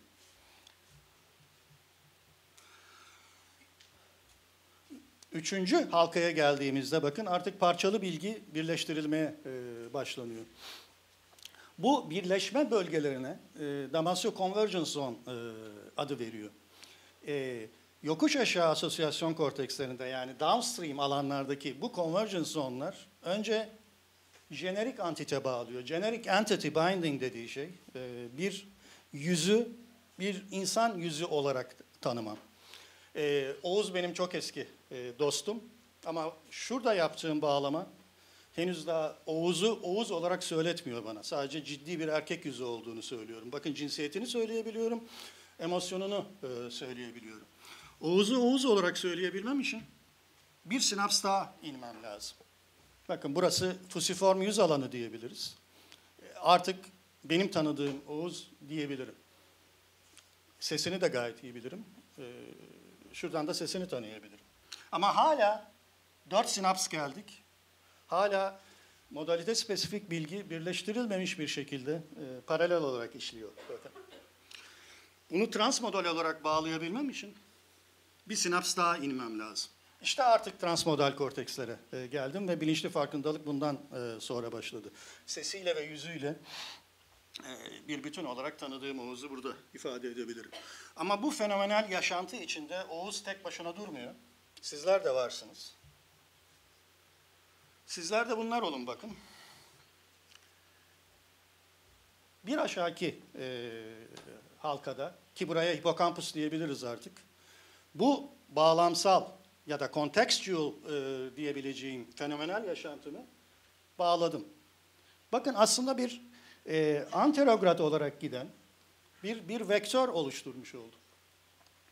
Şimdi bu fenomenal yaşantıyı 2 gün sonra hatırlamaya gayret ettiğimde bu orijinal yaşantı vektörünü yeniden üretmem lazım. İşte multi-regional retroactivation'dan kasıt bu. Ve bu orijinal vektörün aynı şekilde mükemmelen yeniden üretilmesi neredeyse imkansız bir şey. Tanıdığım en iyi bellek sahiplerinden biri olan Öget Hoca da yapamazdı diye düşünüyorum bunu. İşte onun için episodik belleğimizde hatırladığımız anılar, daima fabrike edilmiş anılar, daima olmayan unsurların da eklendiği vektörel bileşenlere, hatalı vektörel yeniden kurumlar. Erken literatürde, bakın bilinç dışı zihinsel süreçler karar vermeyi nasıl etkilediğine dair örnekler. Hoş bir örnektir. Lermit çok ünlü bir Fransız nöroloğu. Ama öyle Anglo-Amerikan nörologlarına pek benzemez. Fazla şakacı bir insandır. Nitekim bir Korsakov koğuşunda. Korsakovlular HM'ler diye düşünebiliriz. Olabilecek en ağır amnestik durum Korsakov sendromundan sonradır. Nitekim Lermit defalarca hastalarını vizit yapıp ziyaret ettiği halde hastaları Doktor Lermit'i daima ilk kez görüyorlarmış gibi davranırlar. Nitekim günün birinde elinin içine bir çuvaldız, bir iğne saklar ve işte Monsieur Vincent'a her sabah yaptığı gibi Bonjour Monsieur Vincent der. Çuvaldız Monsieur Vincent'ın eline batar. Ertesi sabah gittiğinde Monsieur Vincent Doktor Lermit'i yine ilk kez gördüğünü zannediyordur ama yağma yok, bir kez elini vermez. Kibar ve zarif bir Fransız beyefendisi olsa da. Dolayısıyla emosyonel belleğin, bilinç dışı emosyonel belleğin karar vermeyi nasıl etkilediğine dair tek bir vaka örneği fakat çok çarpıcı bir vaka örneği. Daha modern zamanlar Tranel ve Damasio'nun prosopagnozide deneyleri. Prosopagnozik bir dizi hasta. Prosopagnozi aşina yüzleri tanıyamamak demek. Evet, artık Oğuz'u tanıyamaz olursam onun hala bir erkek yüzü ve ciddi bir erkek yüzü olduğunu söyleyebilirim ama Oğuz diyemem artık. Benim için aşinalığını yitirmiştir. Sadece jenerik bağlayabilirim fakat spesifik bağlayamam antiteleri. Bu tür hastalarla yapılan bir deneyde bir elektrot bağlarlar emosyonel tepkilerini kaydedebilecek. Buna skin conductance response denir. SCR olarak kısaltılan. Örneğin terleme bir otonomik emosyonel tepkidir. Bunu kaydeder bu elektrot. Bu kişilere kendileri için aşina olan yüzler tamamen yabancı yüzler arasında gösterilir. Kişiler hiçbir yüzü verbal ifade olarak hiçbir yüzü tanımadıklarını söyleyeceklerdir. Hiçbirini tanımadıklarını ifade ederler. Fakat aşina yüzlerde anlamlı yükseklikte bir galvanik deli cevabı üretilir. İşte bu da yine bilinç dışı emosyonel belleğin aslında tanımayı gerçekleştirdiğini gösterir. Peki, şimdi ikinci sıraya gelelim. İhmal sendromundan ve Damasio'nun 90'larda geliştirdiği ikinci temel teori olan ve aslında nörohukuka da çok ilham veren, Ozan'la epey tartıştığımız edinimsel sosyopati ya da somatik işaretleyici hipotezinden söz edeceğim. Bakın, beynin kritik bir bölgesine, yani sağ hemisferin transmodal korteksleri hasarlanırsa eğer, kişi kontrlateral mekanı kendisine göre ihmal etmeye başlar. Tipik bir ihmal sendromlu hasta da işte saati böyle çizer, bir evi böyle kopyalar. Mekanın sol tarafını ihmal ederek. O tipik lezyonda genellikle posterior temporoparietal alanları etkiler. Bu da eski moda bir bilgisayarlı tomografi görüntüsü görüyoruz. medial serebral arterin inferior divizyonunun tıkanması. Bu çok ünlü bir kişi aslında. Federico Fellini. Federico Fellini gerçekten bu inmeyi geçirdikten birkaç ay sonra, aynı sene içinde kaybedilecek. 1993 yılı içinde. Fellini çok önemli bir sinema yönetmeni olması yanında çok iyi de bir karikatürist. Bakın inmesinden sonraki karikatürleri. Çıplak kadınlara özellikle düşkün. Sağ tarafları çıplak kadınların gayet iyi çizilmiş ama sol tarafları ihmal edilmiş. Aslında şu kırmızı renkte inmesinden günler sonra tekrardan çizdiği şeye bakıp kolu ihmal ettiğini görüp başka bir kalemle, farklı renkli bir kalemle bunu çizecek. Burada Dove la sinistra diyor, kendini çizmiş. Sol nerede yani? Bunu Fellini'nin kendi solunu araması olarak da yorumlayabiliriz. Aslında 1993 yılındaki İtalyan politik solunun zavallı haline üzülüyor diye de düşünebiliriz. Peki niye ihmali gösterdim? Bakın şu, ihmalli hastalara bu iki ev arasında bir fark var mı diye sorulduğunda hayır bir fark yok cevabı verirler. Fakat hangisinde yaşamak istersiniz diye sorulduğunda 6 gösterirler. Bir kez daha aslında ihmal edilen mekanın sol tarafının bilinçli farkındalığa çıkmadığı, yine de karar vermeyi etkilediğine dair çok çarpıcı bir örnektir ihmal literatüründe. Yine bir tek vaka, Phineas Gage. Neredeyse benim disiplinimi yani davranış nörolojisini kurduran vaka denilebilecek vaka. Bir demiryolu işçisi. Şu elinde de dönemin demiryolu işçilerinin kullanmak zorunda olduğu uzun demir çubuğu görüyoruz.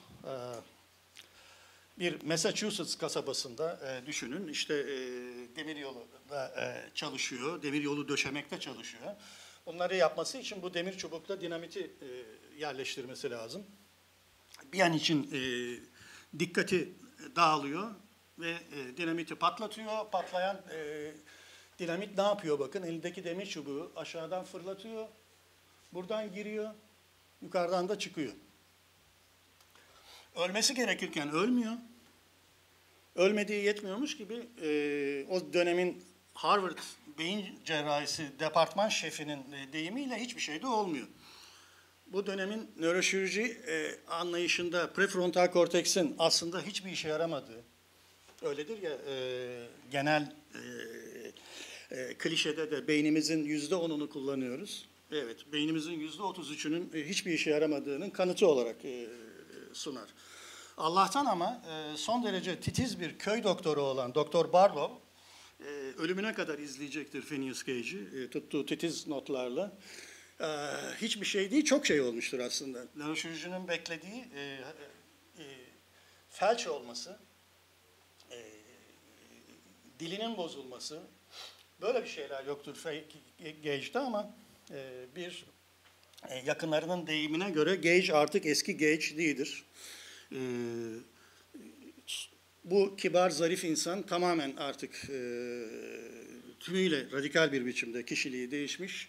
Deyim yerindeyse bir psikopat haline gelmiştir. Nitekim ömrünün sonuna kadar hiçbir iş tutturamayacak. Evliliği de bozulacaktır. Peki, 1860 Gage'in ölümü, EVR vakasını, Damasyoların EVR vakasını modern Gage olarak düşünebiliriz. Son derece iyi analiz edilmiş ve yepyeni bir teoriye yol açmış.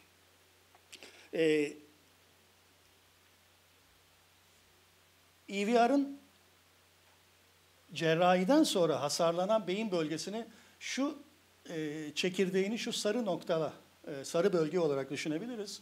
Burası prefrontal korteksin ventromedial bölümü. Ventromedial prefrontal korteks diyeceğimiz yer. Bu son derece başarılı iş adamı loving husband diye geçen adam. Bu cerrahiden sonra artık içgörüsünü ve uzgörüsünü yitirir. Emosyonel tepkiselliği uygunsuz hale gelir.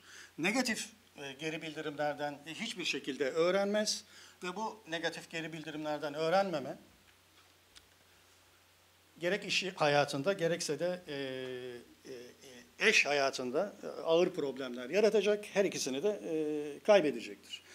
Günün olanaklarıyla yapılan bütün nöropsikolojik değerlendirmesi buna karşılık normal ve hatta üst düzey performansı göstermektedir. Buna rağmen hiçbir iş tutturamaz. Peki, bu normal gibi görünen kognitif süreçlere rağmen bozulan karar verme neyin nesi? Bakın en erken yazı, burada Jeffrey Saver ve Antonio Tamasio'nun 1991 makalelerinde EVR'da neler var, buna rağmen ne olmuyoru özetlemeye çalışıyorlar. EVR pekala ona bir problem olarak sunulduğunda, yazılı bir problem olarak sunulduğunda, bu problemleri iş kararları olsun, ahlaki kararları olsun son derece iyi çözmekte. Dolayısıyla bu sosyal bilginin EVR'da korunduğu aşikar.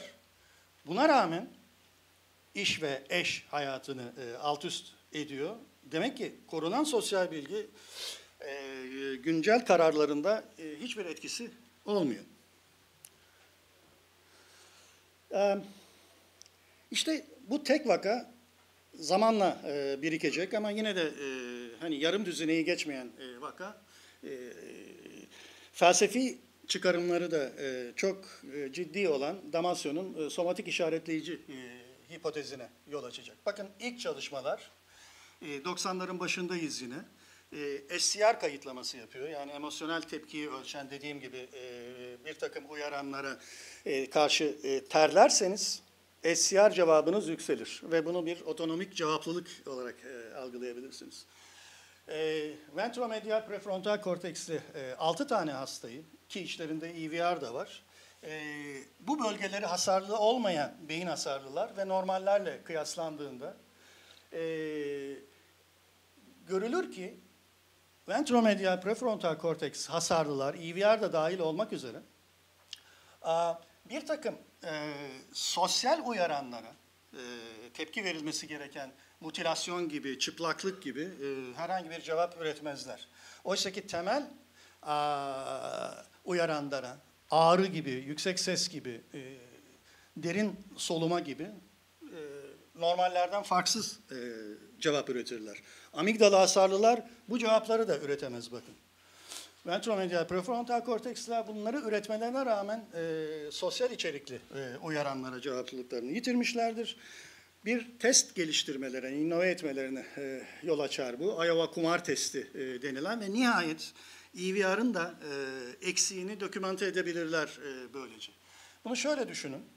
100'er kartlık 4 tane deste. A ve B desteleri çok kazandırıyor. Fakat aynı zamanda çok kaybettiriyor. C ve D desteleri az kazandırıyor ama az kaybettiriyor. Dolayısıyla uzun dönemde A ve B'den çekmeye devam ederseniz kaybediyorsunuz. C ve D'den çekerseniz ancak kazanıyorsunuz. Onun için dezavantajlı desteler deniyor A, B'ye, avantajlı desteler deniyor C, D'ye. Normaller görülüyor ki testin ikinci yarısına doğru stratejilerini değiştirip C, D'ye geçiyorlar ve kazanıyorlar. Ventromedial prefrontal korteks hasarlılar bu değişmeyi yapamıyorlar.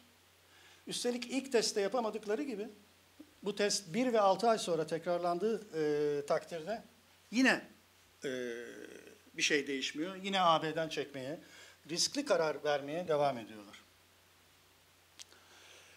Niye böyle?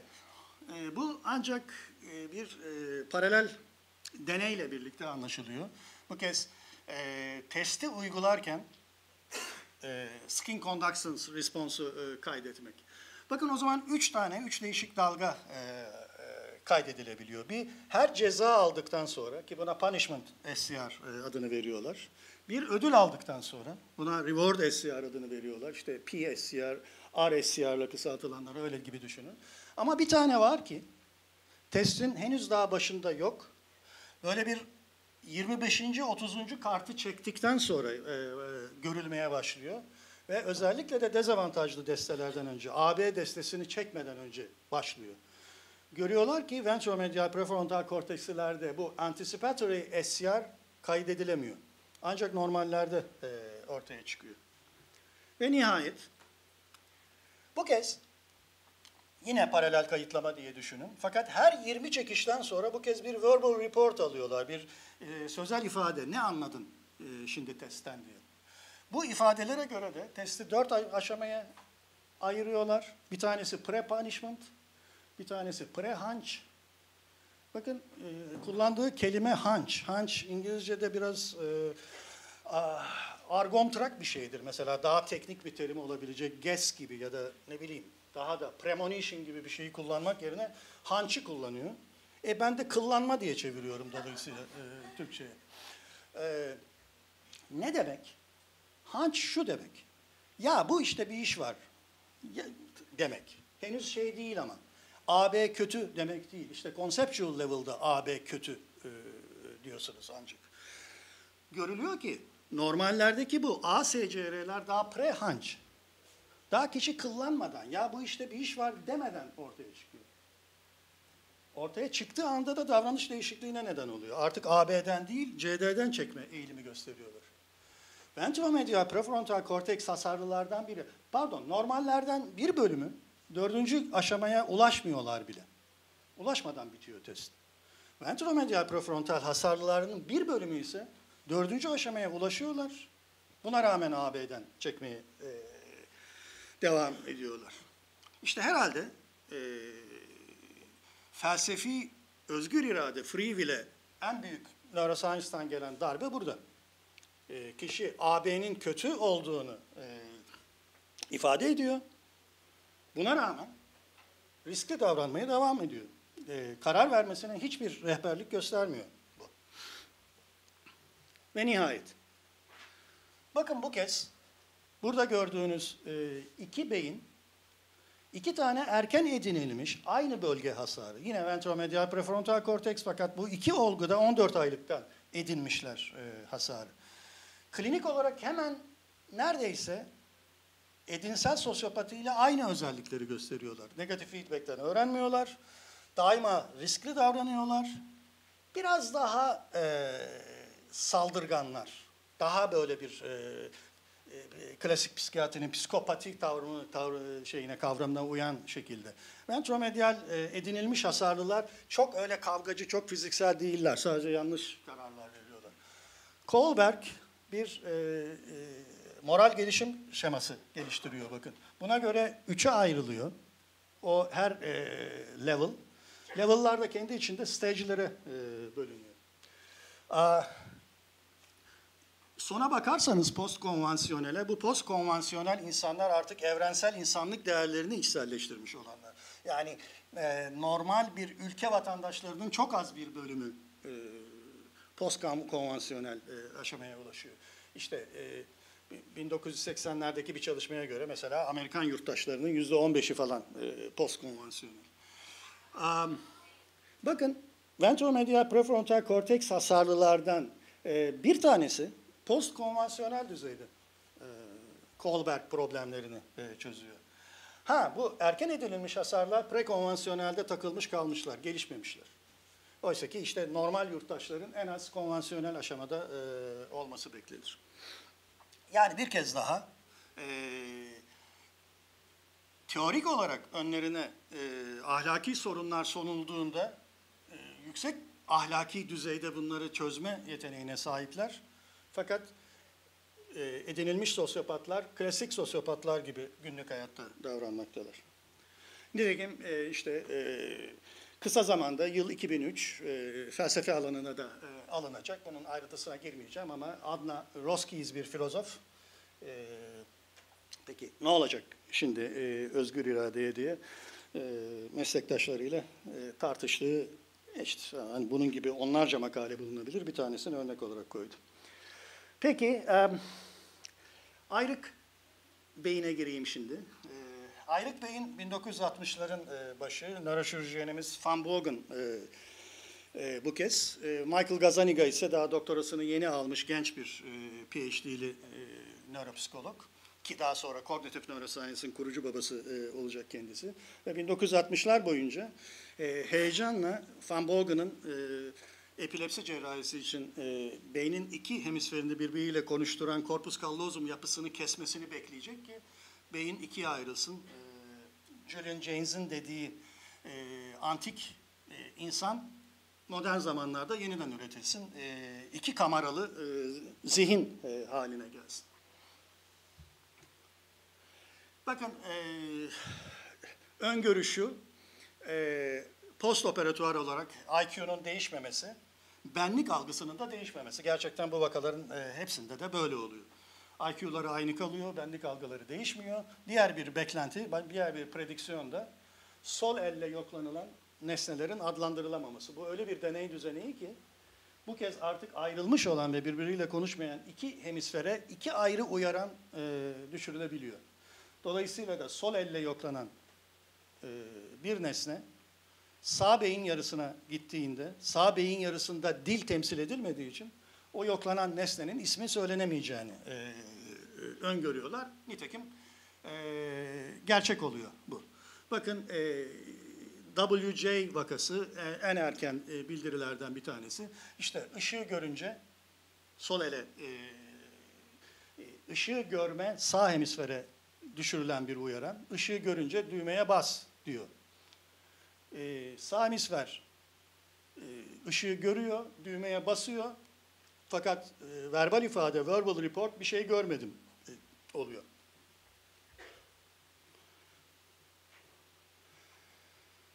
Bakın sağ hemisfere bir karlı kış manzarası düşüyor.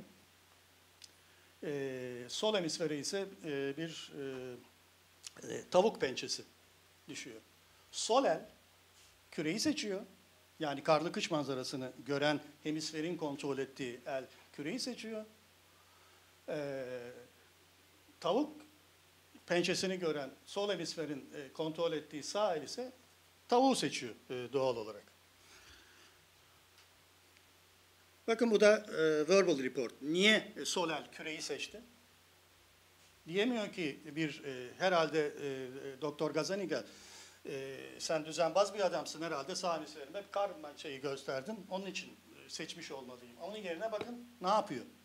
Diyor ki kürek tavuğun pençesiyle gider çünkü kümesi temizlemek lazım.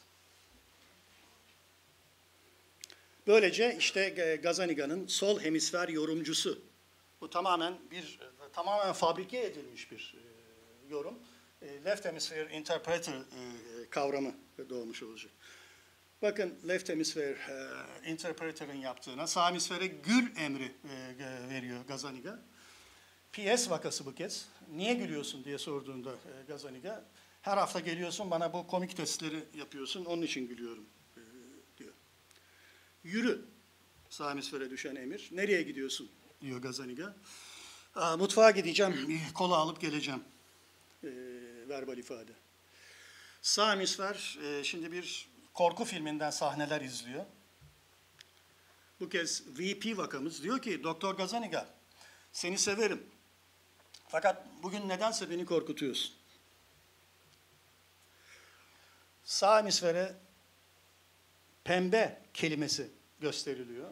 Sol hemisfer renkli şişeler görüyor. Bunların içinden pembe şişeyi seçiyor ve cevap olarak da pembe güzel bir renktir diyor. Bu sol hemisfer yorumcusu kavramını geliştiren yıllar içinde bir dizi çalışma bu. Peki sol hemisfer yorumcu, sağ hemisfer ne? Sadık gözlemci adını verecek Gazzaniga buna. Bakın geç çalışmalardan biri 2000 yılı artık öyle bir deney düzeni ki bir dikdörtgen düşünün. Hedef %80 oranla yukarıda çıkıyor. Ama tamamen rastgele, tamamen random bir biçimde çıkıyor ve deneklere bu ifade ediliyor. Bu hayvan modellerinde de iyi oturmuş bir deney düzeni aslına bakarsanız. İnsan olmayan bütün hayvanlar, bu arada fareler de bir süre izledikten sonra gidip tepede duruyorlar. Ve %80 başarılı oluyorlar o zaman. Buna maksimizasyon davranışı deniyor bu deneysel literatürde. Sağ prefrontal hasarlı hastalar,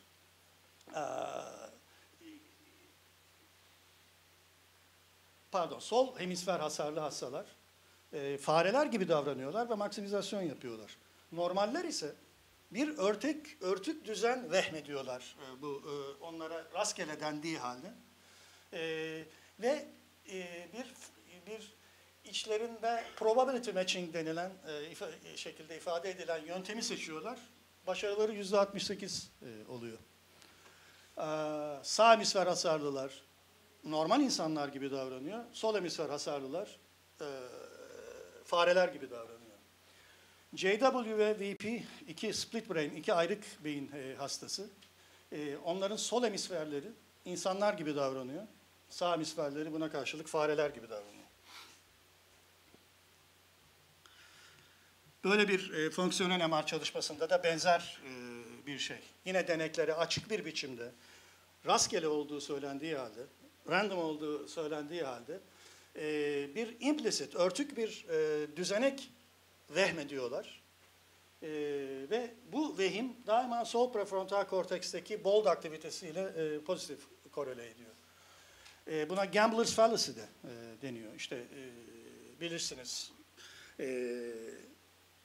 rulet oyununda siyah ya da kırmızıyı seçmenin arkasında aranan implicit, örtük düzenek fikrini tamamen random olduğu halde. Peki, Oğuz ne kadar zamanı var? Bitti ama hadi ya. Peki, o zaman çok hızlandım. 2000'li yılların başından itibaren istirahat zamanında gerçekten istirahat etmediğimizi fakat beyin enerjimizin %60-65'ini harcadığımızı ve bunun da özellikle orta hat yapılarında oluştuğu görüldü. Bakın şu bir görev sırasında susan bölgelerin istirahat edildiği düşünülen zamanda parıl parıl parladığını gösteren fMRI görüntüleri. Bunlar orta hat, posterior singulat ve anterior singulat gyrus. Dolayısıyla insan dışındaki bütün türler gerçek anlamda istirahat ederlerken insanın istirahat etmesi gerektiği zamanda görüldü. Buna Reichel Default Mode Network adını verdi. İşte bir Harvard çalışmasında bu kendiliğin nöral temeli olarak teorize edildi. Bunun alt bileşenleri bakıldı. Bir dorsomedial prefrontal bileşeni var ki şimdi ve burada kişi kendini tahayyül ettiğinde aktif. Kendini gelecekte tahayyül ettiğinde ise medial temporal denilen bileşeni aktif. Bundan itibaren artık bir öznellik nörolojisine girmemizin mümkün olduğunu düşünüyorum ben de. Bakın aynı yapılar normal kişide parıl parıl parlayan bu orta hat yapılarının minimal conscious state'te konnektivitesinin düştüğünü, vegetatif state'de yeni verilen politically correct isim olan bu unconscious wakeful state denilen durumda iyiden iyiye sustuğunu görüyoruz. Nitekim non-REM uykusunda tümüyle susacak. Ve nihayet nöroplastisite Catherine Malabou ki Türkiye'ye de gelmiş Fransız filozofu özellikle plastisite üzerinde çok çalışıyor ve neuroscience üzerinde o köprülemeyi yapan modern filozofların başında gelen isimlerden. Şu bir monografi düzeyinde ince bir kitabı, plastisiteyi tarif ediş biçimi, bir yandan şekil alma kapasitesi, bir yandan şekil verme kapasitesi olarak sınıflıyor ve iki kutbu olduğunu söylüyor. Şekil alma, heykeldeki gibi, plastik nesnedeki gibi. Bir kez şekil aldığı zaman eski haline dönememe anlamına geliyor plastik değişiklik. Ama aynı zamanda plastik bombada olduğu gibi bir yok olma kapasitesi de. Elastisite diyor, plastisiteden o dehası çıkarsa, minus its genius, o zaman elastisiteden söz ederiz. Elastik olan şey eski haline dönebilen bir şey. Fakat plastisite bir kez şekil değiştirdiğinde eski haline dönemiyor. Nöroplastisiteye bakacak olursak, gelişimsel plastisite işte 20'li yaşların ortalarına kadar süren ve insanın erken nöral mimarisini erişkin mimarisi haline getiren bir şey. Malabou yine Homo sapiens'in genetik olarak belirlenmemek için belirlenmiş tür olduğunu söyler. Çünkü bu erken 20'li yaşlara kadar bütün o çevresel etkileşim ki Richard Dawkins buna memetik belirlenim diyecek, psikanaliz bunu başka şekilde teorize edecek. İşte bütün bu çevresel etkileşim emsalsiz tek insan bireyini yaratacak bir etkileşim süreci. Bu primatlar içinde de bir tek Homo sapiens'in sahip olduğu neoteni denilen özellik. Yani erişkin mimariye çevresel etkileşimle geçme. Ömür boyu sürecek olan modülasyonel plastisite sayesinde yeni deneyimleri kaydedeceğiz ve daha sonra hatırlamak üzere. Akut beyin hasarlarını özellikle olabildiğince onarabileceğiz. Fakat yine de bir yıkıcı plastisite var ki, örneğin bunu en iyi Alzheimer hastalığı tarzı nörodejeneratif hastalıklar gösteriyor. İşte bütün bu gelişimsel plastisite boyunca edinilen öznellik, bu yıkıcı plastisiteyle de kaybedilme potansiyeline sahip aynı zamanda. Bu psikanalizin dahi değinmediği bir şey. Örneğin Alain Badiou bir takım yaşam durumlarına maruz kalmayla da öznelliğin değişebileceğini, politik devrimlere, artistik yaratıları, bilimsel keşiflere maruz kalmanın öznel değişikliklere neden olabileceğini, bütün bunlar belki son derece nadir olaylar, pekala aşık olmanın da böyle bir öznellik değişikliğine neden olacağını söyler. Elbette ki psikanalitik deyim de özneyi eski özne olmaktan çıkaracaktır. Peki bu son slaydım.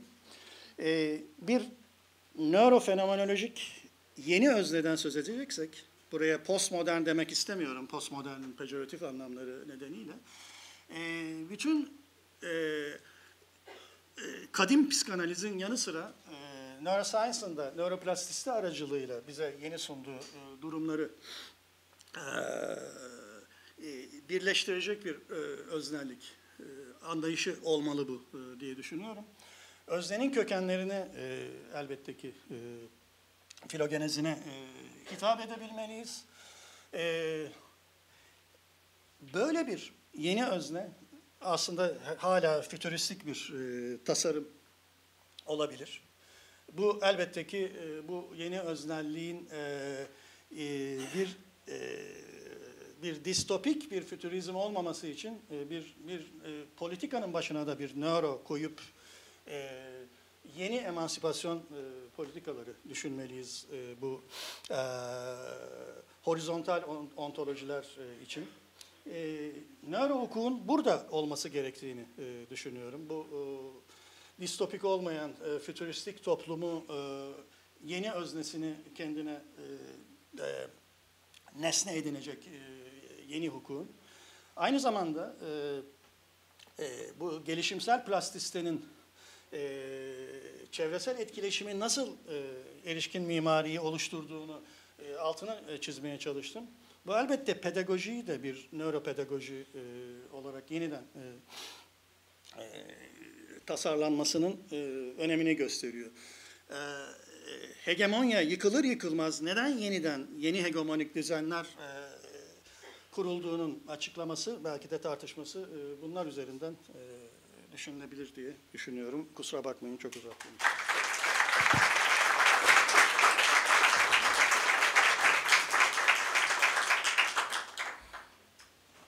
Şu konuşmacıyı çağıralım mı dışarıda? Now our last speaker is Professor Spyros Antenelius. Hello. I know it's a little bit tiring once you are the fourth speaker of the first table and you've had so much condensed information, but please bear with me because we're going to talk about, yeah. Maybe doing this. Yeah, thanks. There you are. So, because I'm going to speak about hybrid topics, combinations of different sciences, and the way they apply in practice. I'm Spiros Antonelos. I'm an instructor here at MEF University. I come from Greece. Most of all, I'm myself a combination of different sciences, because I'm a lawyer, avocat, veara bulucu, a mediator. I'm sorry, these are a few of the Turkish words I speak, but I promise to learn more. I'm also a trainer. As I told you, an instructor here at MEF. I teach mediation and out-of-court dispute resolution. And last but not least, I'm also a dedicated fiancé to a wonderful Turkish woman. So I love this country the same way I love mine. And I can say that in both countries I operate, there are very passionate people for whom I mediate. So emotions are strong, and neurobiological considerations in my job have proven very useful. So I'm here in these capacities, and I'm not in a capacity of a person who specializes in neurobiology. Actually, I've learned about neurobiology quite recently, 4 years ago, and I have started studying about it because I realized it was very much connected to my everyday professional livelihood. And this is what I'm going to talk about: the way neurobiology assists me as a professional in mediation. I thought that for the beginning, perhaps I would like to ask you, how many of you are legal students or legal professionals, as I am? Okay, thank you very much. How many are psychology students or psychology professionals? Okay, a strong, perhaps, majority. And how many specialize in neurobiology itself? Okay, 2 strong specimens. Thank you very much. So, then, given we come from different sciences, all of us, I will try to say a few words about what mediation is in the beginning, so as to explain to you very briefly the process, and then we're going to see together the way that neurobiology affects this specific process and what I do in it. So first of all, this is probably the picture we all have in mind when we think of courts and of dispute resolutions. Okay, this is an American picture, but I can, trust me, Greek and Turkish courts are not that far from that, in the sense that in this picture you can see a lawyer standing up and speaking for his clients who are sitting down and looking at him. So basically the people who are involved in this dispute process are not speaking. Someone else is expressing their thoughts, perhaps not their feelings, and their arguments. What is interesting about mediation is that the setting of a mediation is totally different. In a mediation process, here are photos from a mediation process, as well as this one. So in a mediation process, things are quite different. The parties are the protagonists. What is mediation? It's an assisted negotiation in which 2 parties or more, which have a dispute, along with their lawyers, and with the help of a third neutral person, usually belonging to a special list of the Ministry of Justice, are assisted to negotiate in finding a commonly acceptable solution to their dispute. This is a system that works for mainly civil and commercial disputes, so no disputes between individuals and the state. In this process, the mediator helps the parties express their feelings so that feelings can vent, helps them negotiate and moving from positions to interests and needs, uses a combination of joint meetings and private meetings, listens a lot, summarizes, reframes, and in general helps parties turn the page in their relationship, move forward, find a commonly acceptable solution. Whether it is a satisfactory solution, what is called a win-win solution, one of mutual gaining, or just an acceptable solution to both, one with which they can both feel uncomfortably, but nonetheless accept it as an acceptable solution to turn the page and move on in their relationship. So it's not always a walk in the park. Because of all these elements, what a mediator is asked to do is a lot of things on many levels. For example, we facilitate effective dialogue between the parties. We facilitate parties' expression of feelings. We don't place any form of judgment. We don't issue decisions. We manage the mediation process through a combination of joint meetings, everybody seeing each other face to face around the table, but also separate meetings in separate rooms in which I meet each party and their lawyer separately without the others knowing what we're discussing about. Confidentiality is key. Not only the discussions which take place at the joint table, but particularly the ones taking place in the separate rooms, are covered by confidentiality, which means that nothing can be used out of this process. If, for example, in rare cases, the process fails and parties need to go back to court. Also, when we are in private meetings, nothing can be conveyed from one side to the other, from one room to the other, and vice versa, unless we get consent of the parties to do so and of their lawyers. So consent is quite important, and confidentiality is quite important too. So you've seen the photos. Here is exactly that. The setting of joint meetings and the settings of private meetings. This was a civil dispute. So normally it's a more business setting if it's commercial disputes.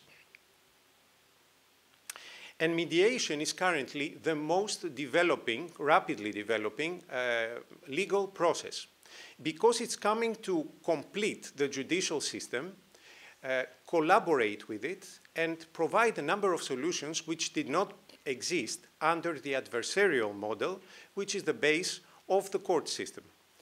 So the reasons behind this quick development of mediation, which is currently exists in all 27 European states under European directive, and in some of them it has started becoming mandatory even in some kind of disputes. Not mandatory to reach a solution, mandatory to attempt to find a solution through mediation. The reasons behind this rapid development of mediation are that it is complementary to courts. So basically, if parties are not successful in reaching an agreement in mediation, they go back to court. And the two processes can move in parallel.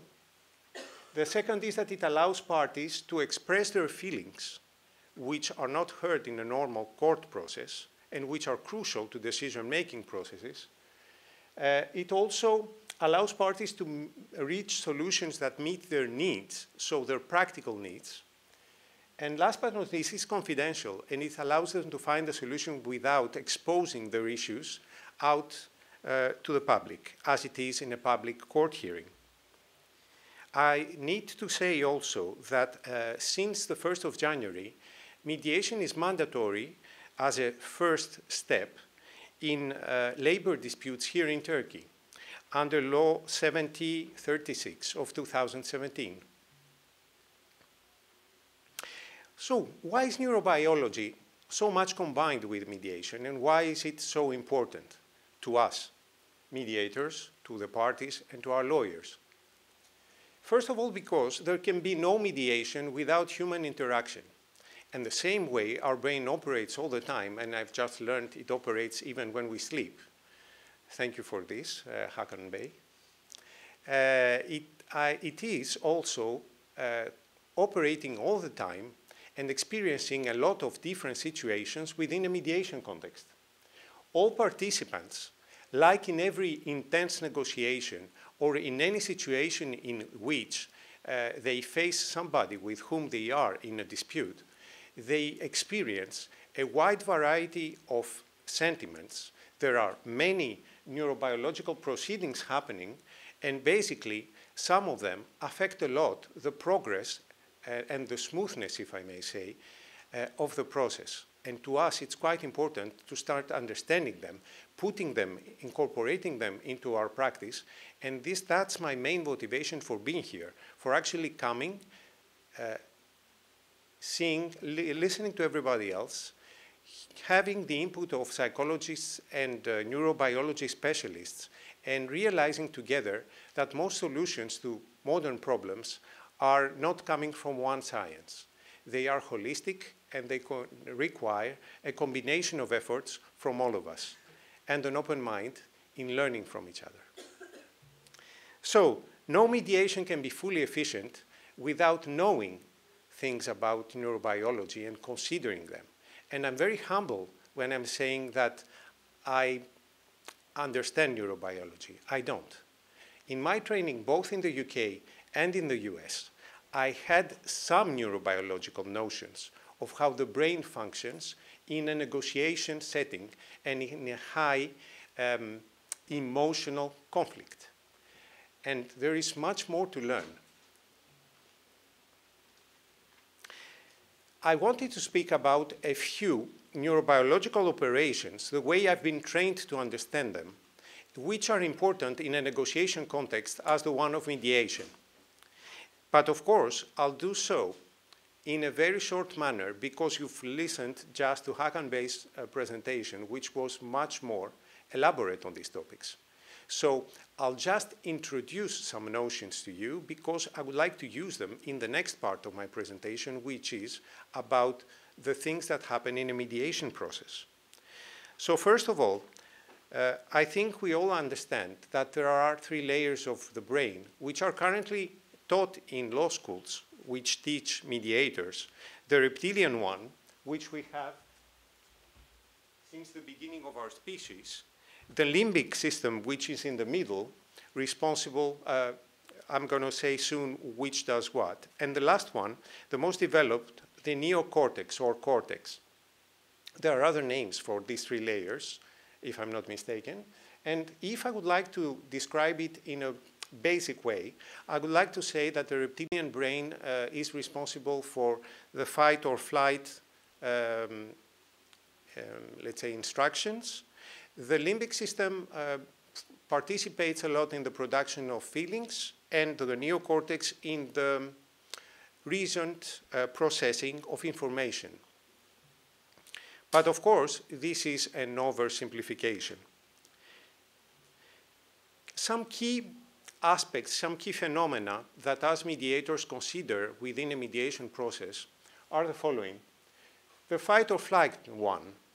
The fight or flight effect is the situation in which when the reptilian brain overperforms, so the most basic one, let me show it again in black. When it is overperforming, oh sorry, I'm going the other way around, back to our slide.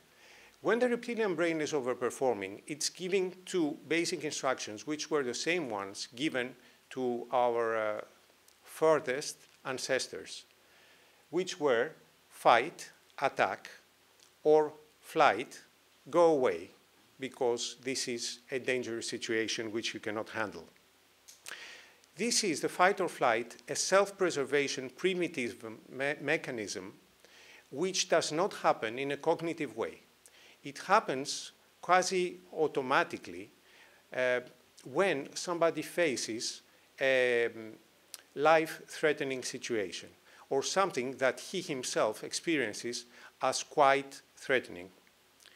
There is a very interesting experiment which happened at Harvard in 1965, which has been presented by Paul MacLean, the director of the then US NIMH, which is the the National Institute for Mental Health, and who developed the theory of the triune brain, the existence of the 3 layers and their interaction, which established that people whose brain was being scanned while they were describing particularly traumatic experiences they had, were experiencing an over and under performance of their cortex, so basically their most developed and logical brain, and then in a parallel,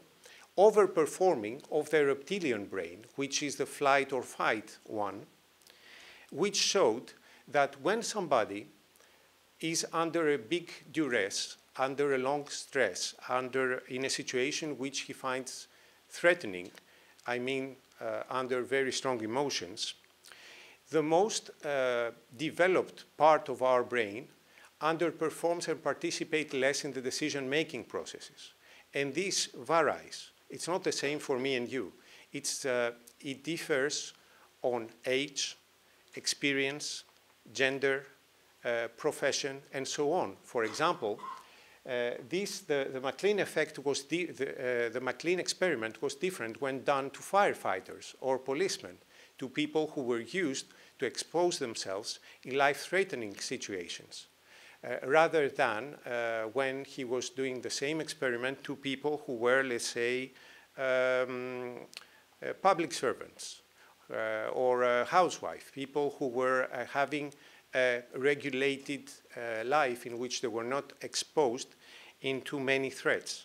So for each and every one of us, this effect and the overperforming of the reptilian brain while in parallel there is an underperforming of our cortex is generated in situations which are trying our capacities, and therefore if some of us are exposed to trying our comfort zones all the time, our ability to deal with stress and these strong feelings extends to.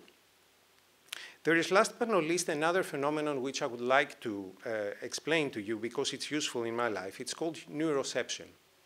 It's the scanning that we do unconsciously all the time. Well, I guess, I don't know in how many milliseconds, through which we understand what is surrounding us.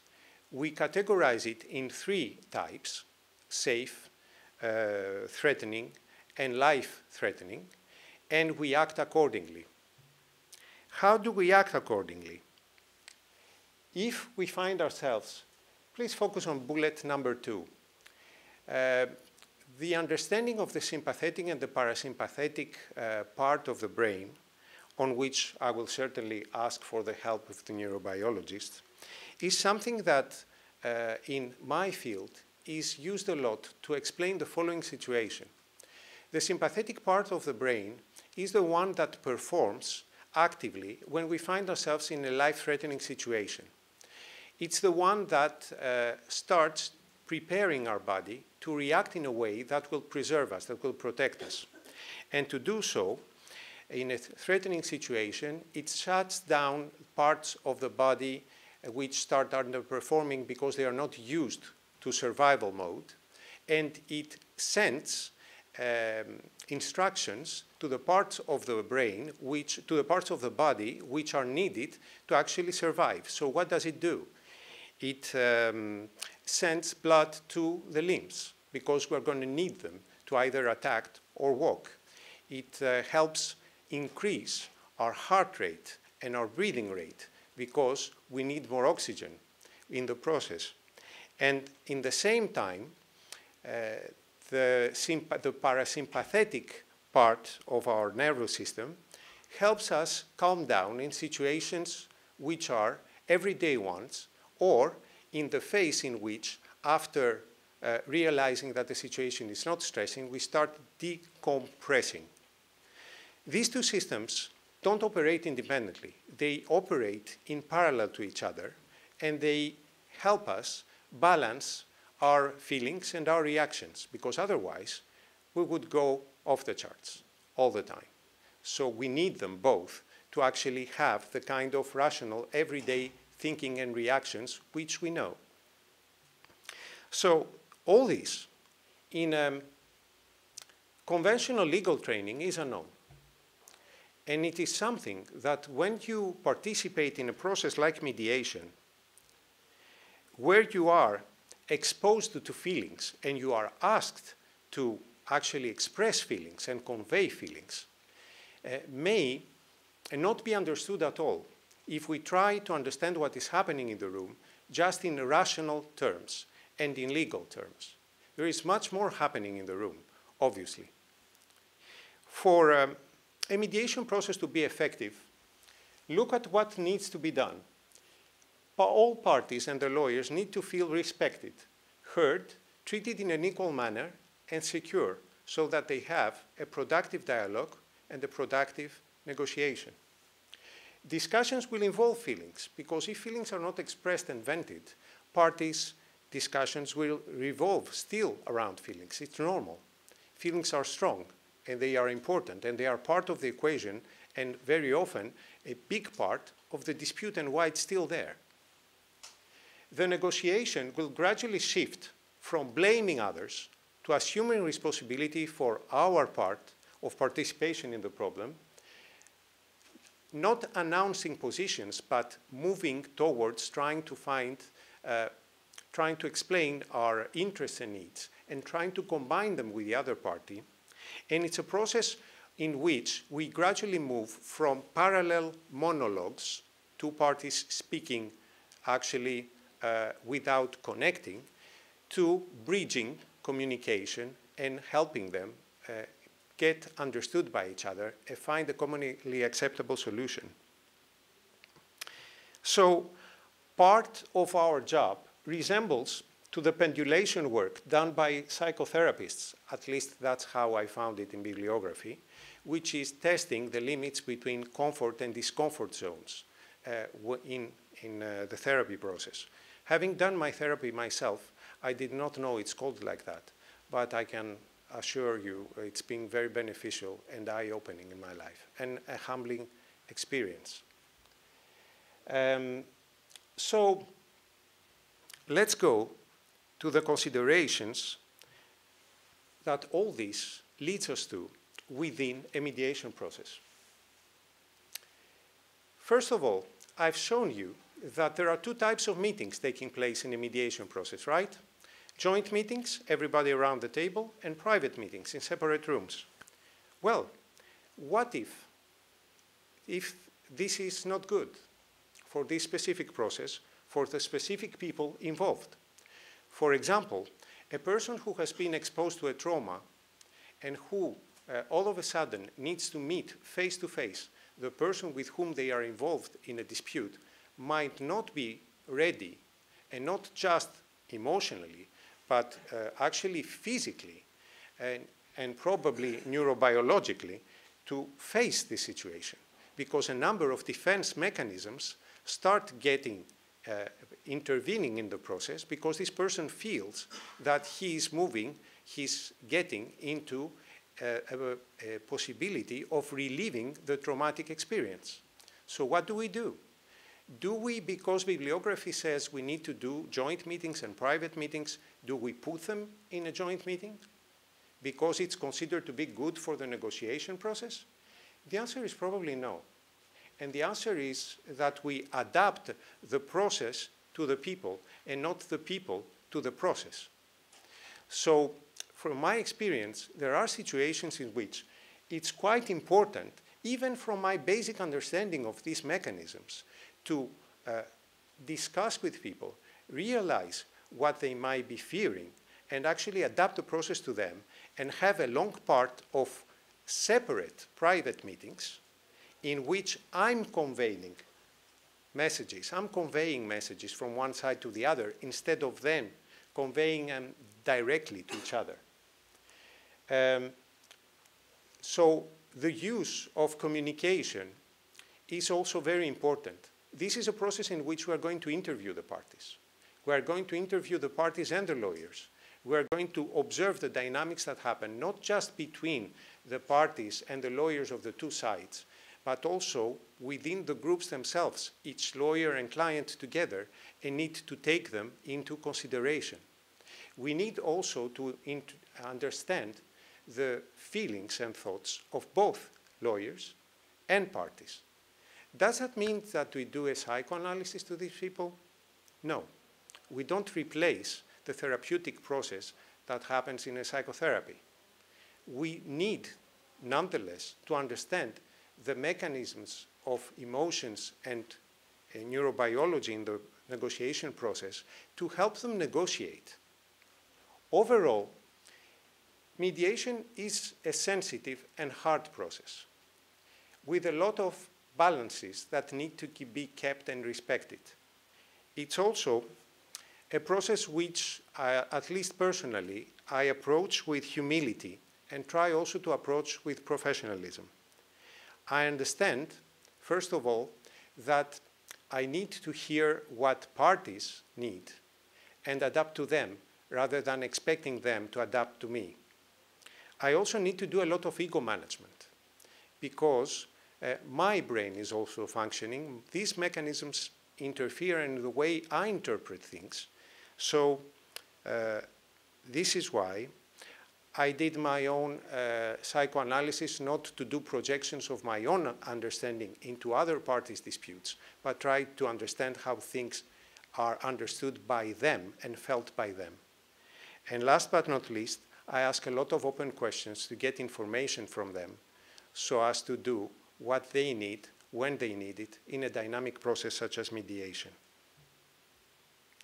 These are my sources. You will read a lot more about what is said in the mediation field about neurobiology in them, and I'm going to leave them to the organizers. And last but not least, I would like to thank MEF University for their hospitality, the organizing committee and Professor Eresden, all of you, this wonderful panel from which I've learned a lot and I want to learn much more, and all of you because I'm available for questions and discussion. Thank you very much.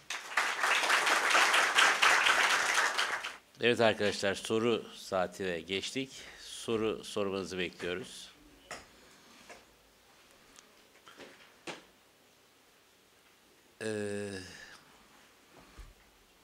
Buyurun. First of all, thank you all for your great presentations. And Mr. Antonellos, to me, this is a novice question, by the way. To me, manipulation and subjectivity are two things that are inevitable in such a process. So do you ever find yourself in ethical dilemmas in the process? And if yes, how do you, deal with them? Okay. So ethical dilemmas. There is an abundance of ethical dilemmas in the mediation process. Thank you very much. Thank you for this question. First of all, let's start with ethical dilemmas. In a mediation process, there is an abundance of ethical dilemmas. Parties, for example, all the time try to, let's say, influence you. Also because there is a big misunderstanding. They think that a mediator issues a decision, that it's going to help particularly one side in favor against another side. So they come so much influenced by the court adversarial model that in the beginning they think it's going to be another smoother adversarial process, which is not the case, because my work is to provide an equal, safe, and confidential process in which they negotiate. And they understand this in many ways. For example, whenever parties from the very beginning of the process come and they suggest that they have mediation work for me and also some legal work, it's definitely a huge ethical problem, and I make sure to make them understand that when I'm mediating in one of their cases, I cannot take them as clients in my legal practice. And this is clear. Also, when parties sometimes come to me and they ask for advice in their case, and I realize mediation is not the best process for them, I send them to another colleague who is going to represent them as a lawyer. I'm not going to represent them as a lawyer because because simply they may come back and they may decide, later on with the other colleague who is going to be their lawyer to try mediation. So I need to set very clear boundaries. That's a simple example. Another example is that very often parties try to get my opinion throughout the process because I'm the person who listens to both. So they try to check from my body reaction and body language whether something that they are saying is right or wrong, or if they convinced me. So it took me quite some time to try to act as neutral as I can, not just in language, but also in non-linguistic communication. And thankfully, this is also part of our training. And we've done also advanced training in this. The other aspect which you asked, so yes, ethical problems all the time. And before I open my mouth, before I do anything, I scan myself systematically and I check very well 2 or 3 times what I want to say before I say it. There was a second question? Subjectivity. Okay. Manipulation.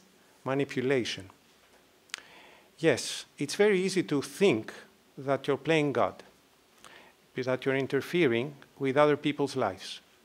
And this is why, well, it's one of the reasons why I also did my psychoanalysis. I had started it, but I finished it after I became a mediator, because I realized that there was a lot of subjectivity, and there still is. But I felt I would better do it, and certainly much less number of projections, if I had worked with myself. And it's not part of the training, unfortunately. There should be much more work with ourselves. This is why I'm saying I'm happy to find myself in an interdisciplinary environment in which we can combine forces. There is much to be done. So I don't manipulate because I try to explain to parties that it's not about me all the time. But I can see the risk of manipulation. And yes.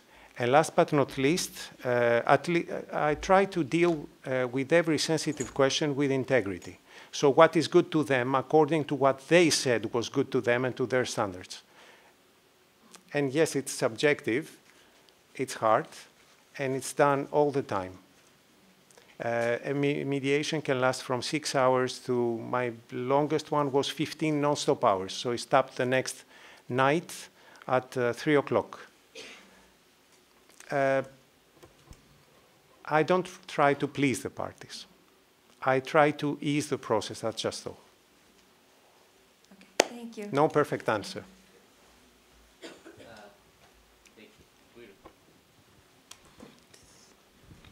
Now my question is to Hakan Hoca. You talked about neuropolitics, right? Yeah. Speculated about it. Now, as far as I understood from your presentation, you mean to observe or investigate neurophysiological change happening through political events such as revolution, right?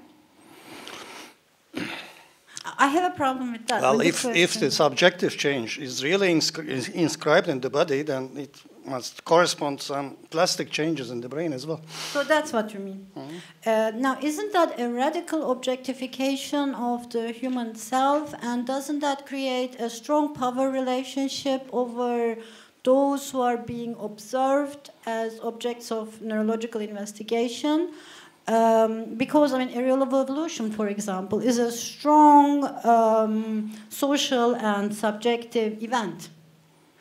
So this, I mean, making this event into an object of research, I think is problematic because then it becomes open to manipulation on the one hand, and then it creates a new relationship between those who are investigating and those who are being investigated.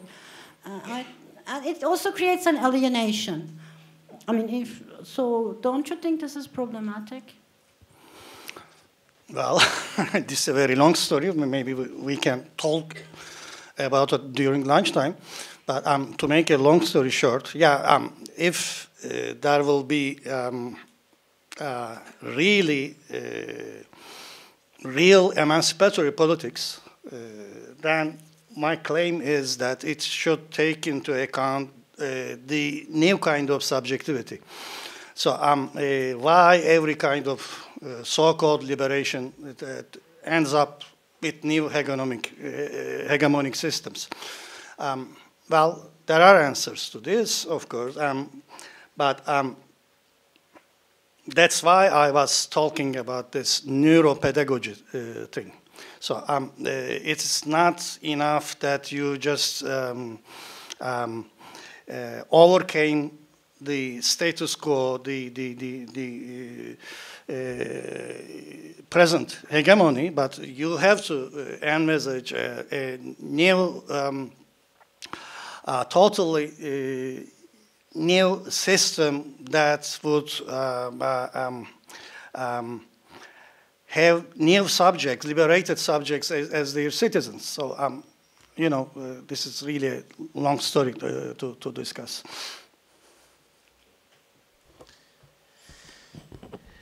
Any other questions? Yeah, okay. First of all, thank you for the presentation. So, all instructions. Hakan Hocam'a soru sormak istiyorum. Hukuki bir boyut olduğu için Türkçe sormak istiyorum. Hocam şöyle, özellikle ceza hukuku alanından da bakabiliriz. Sözleşme hukuku alanından da baktığımız zaman biz hukukçular irade serbestisini ya da kast, kusur, bu tarz ayrımları çok fazla nörobilim ele alarak yapmıyoruz. Çok da doğal olduğunu düşünüyorum çünkü son zamanlarda özellikle çok gelişiyor ve aynı zamanda hukuki boyutta da şu anda çalışmalar var ama mevcut düzende hani çok fazla nörobilim alanından yaklaşılan bir irade tanımı yok hukukta. Bu alanda hukukçuların da çalışmaları sürmekte. Ben nörobilim açısından sizin buna nasıl yaklaştığınızı merak ediyorum. Yani sizce bilinç dışı süreçteki etkileşim, bilinç dışının iradeye etkileşimi hukukta çok nasıl desem ciddiye almak derken ön planda tutulabilir mi? Çünkü hukuki boyuttan bakılınca bunun tespiti ve sürecin işlemesi çok kolay gözükmüyor en azından. Ama ben yine de tabii ki olması gerektiğini idealde düşünüyorum. Ama bunu pratiğe uygulamanın nasıl olabileceği konusunda acaba bir düşünceniz var mı?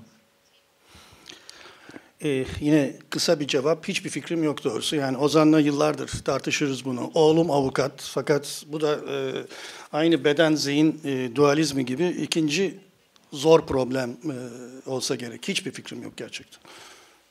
Çok sağ olun. Teşekkürler. Çok net cevap aldın.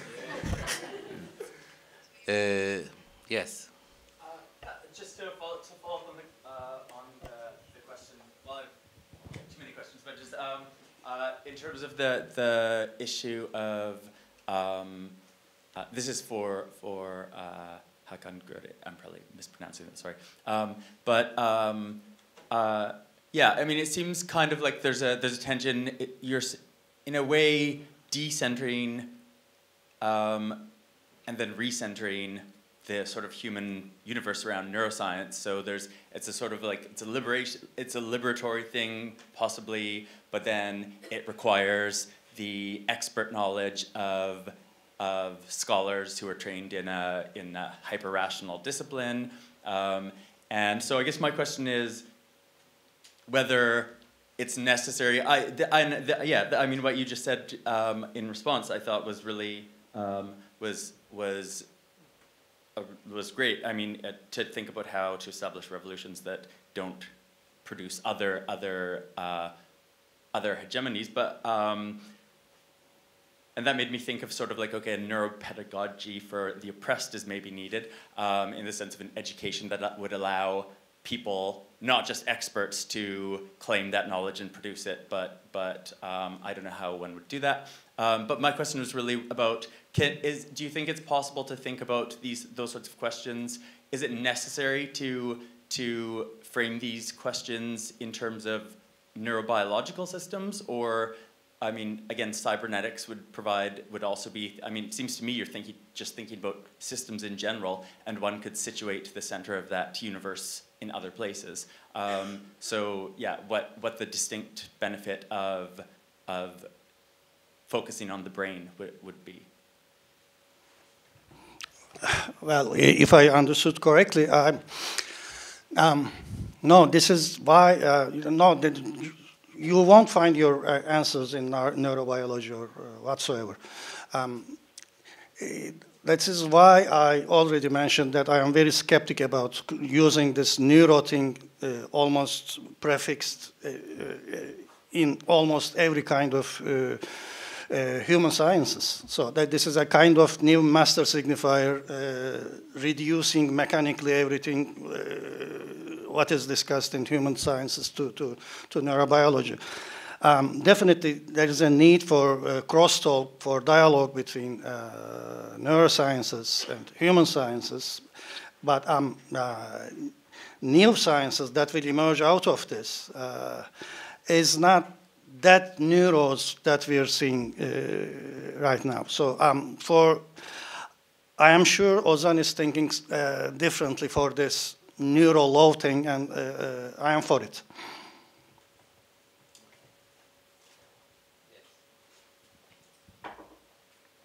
Hakan Hocam, madem Nörobilim, Hukuk ve Ötesi isimli bir kongredeyiz,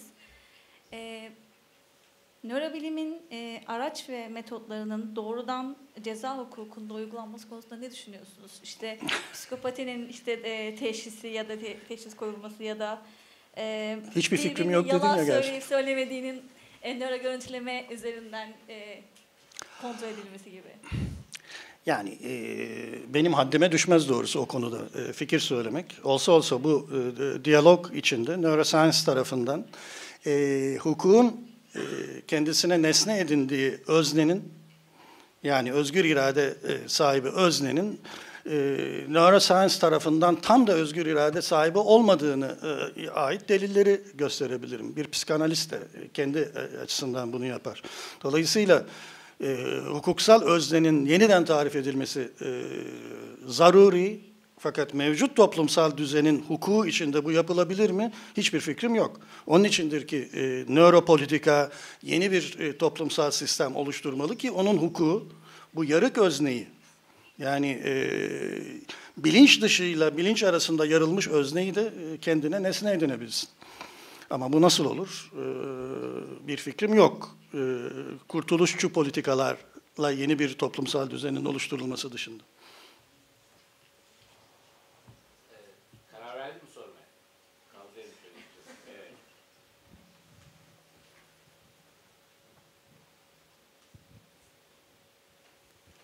Hakan Hocam, sorum size olacak. Şeyi merak ediyordum. Bu yeni öğrendiğimiz bu nörobilimle ilgili olan bilgileri psikanalitik yöntemlerle iç içe geçirmek mümkün mü? Hani bunlarla yeni bir kombine bir metot yaparak, hani bunun klinik hangi yöntemlerle pardon? Bu neuroscience'ın metotlarıyla, yeni bilgileriyle psikanalitik yöntemleri iç içe geçirerek yeni metotlar üretmemiz mümkün mü? Hani gelecekteki çalışmalarda ve bunu gerek hukuk gerek toplumsal düzen alanında kullanabilmemiz mümkün mü aynı şekilde? Kuşkusuz, yani işte neuroscience öznelliği anlamaya yeni başlıyor dediğimde de tam da bunu kastediyorum. Ama o nöroloğu her şeyin başına koyma eğiliminden ürküntüm de biraz orada. Nöropsikanaliz diye bir akım var mesela. Nöropsikanaliz işte psikanalizin bilinç dışını, idini beynin bir taraflarında arıyor, buluyor. Egosunu beynin bir taraflarında arıyor, buluyor. Böyle bir diyalog değil benim kastım. Ama öznellik üzerine şimdiye kadar kadim düşünce biçimi psikanalizden geldiyse biz nörobilimcilerin de daha iyi psikanaliz bilmesi lazım öznelliği anlaması için bu saatten sonra. Dolayısıyla işte bunlar yöntemsel birleştirmeler değil, fakat yöntemsel tanışmalar olabilir şimdiki daha bebeklik evresinde henüz. Sağ olun hocam, teşekkür ederim. Evet, ve toplantıyı bitiriyorum. Herhalde bir anonsunuz var, organizasyonu yapınız. Sayın Oturum Başkanımıza ve değerli konuşmacılarımıza teşekkür ederiz. İkinci oturumumuz saat 15'te başlayacaktır. Katılımcılarımız öğlen yemeği için Unique'te bulunan alternatifleri kullanabilirler. Teşekkürler.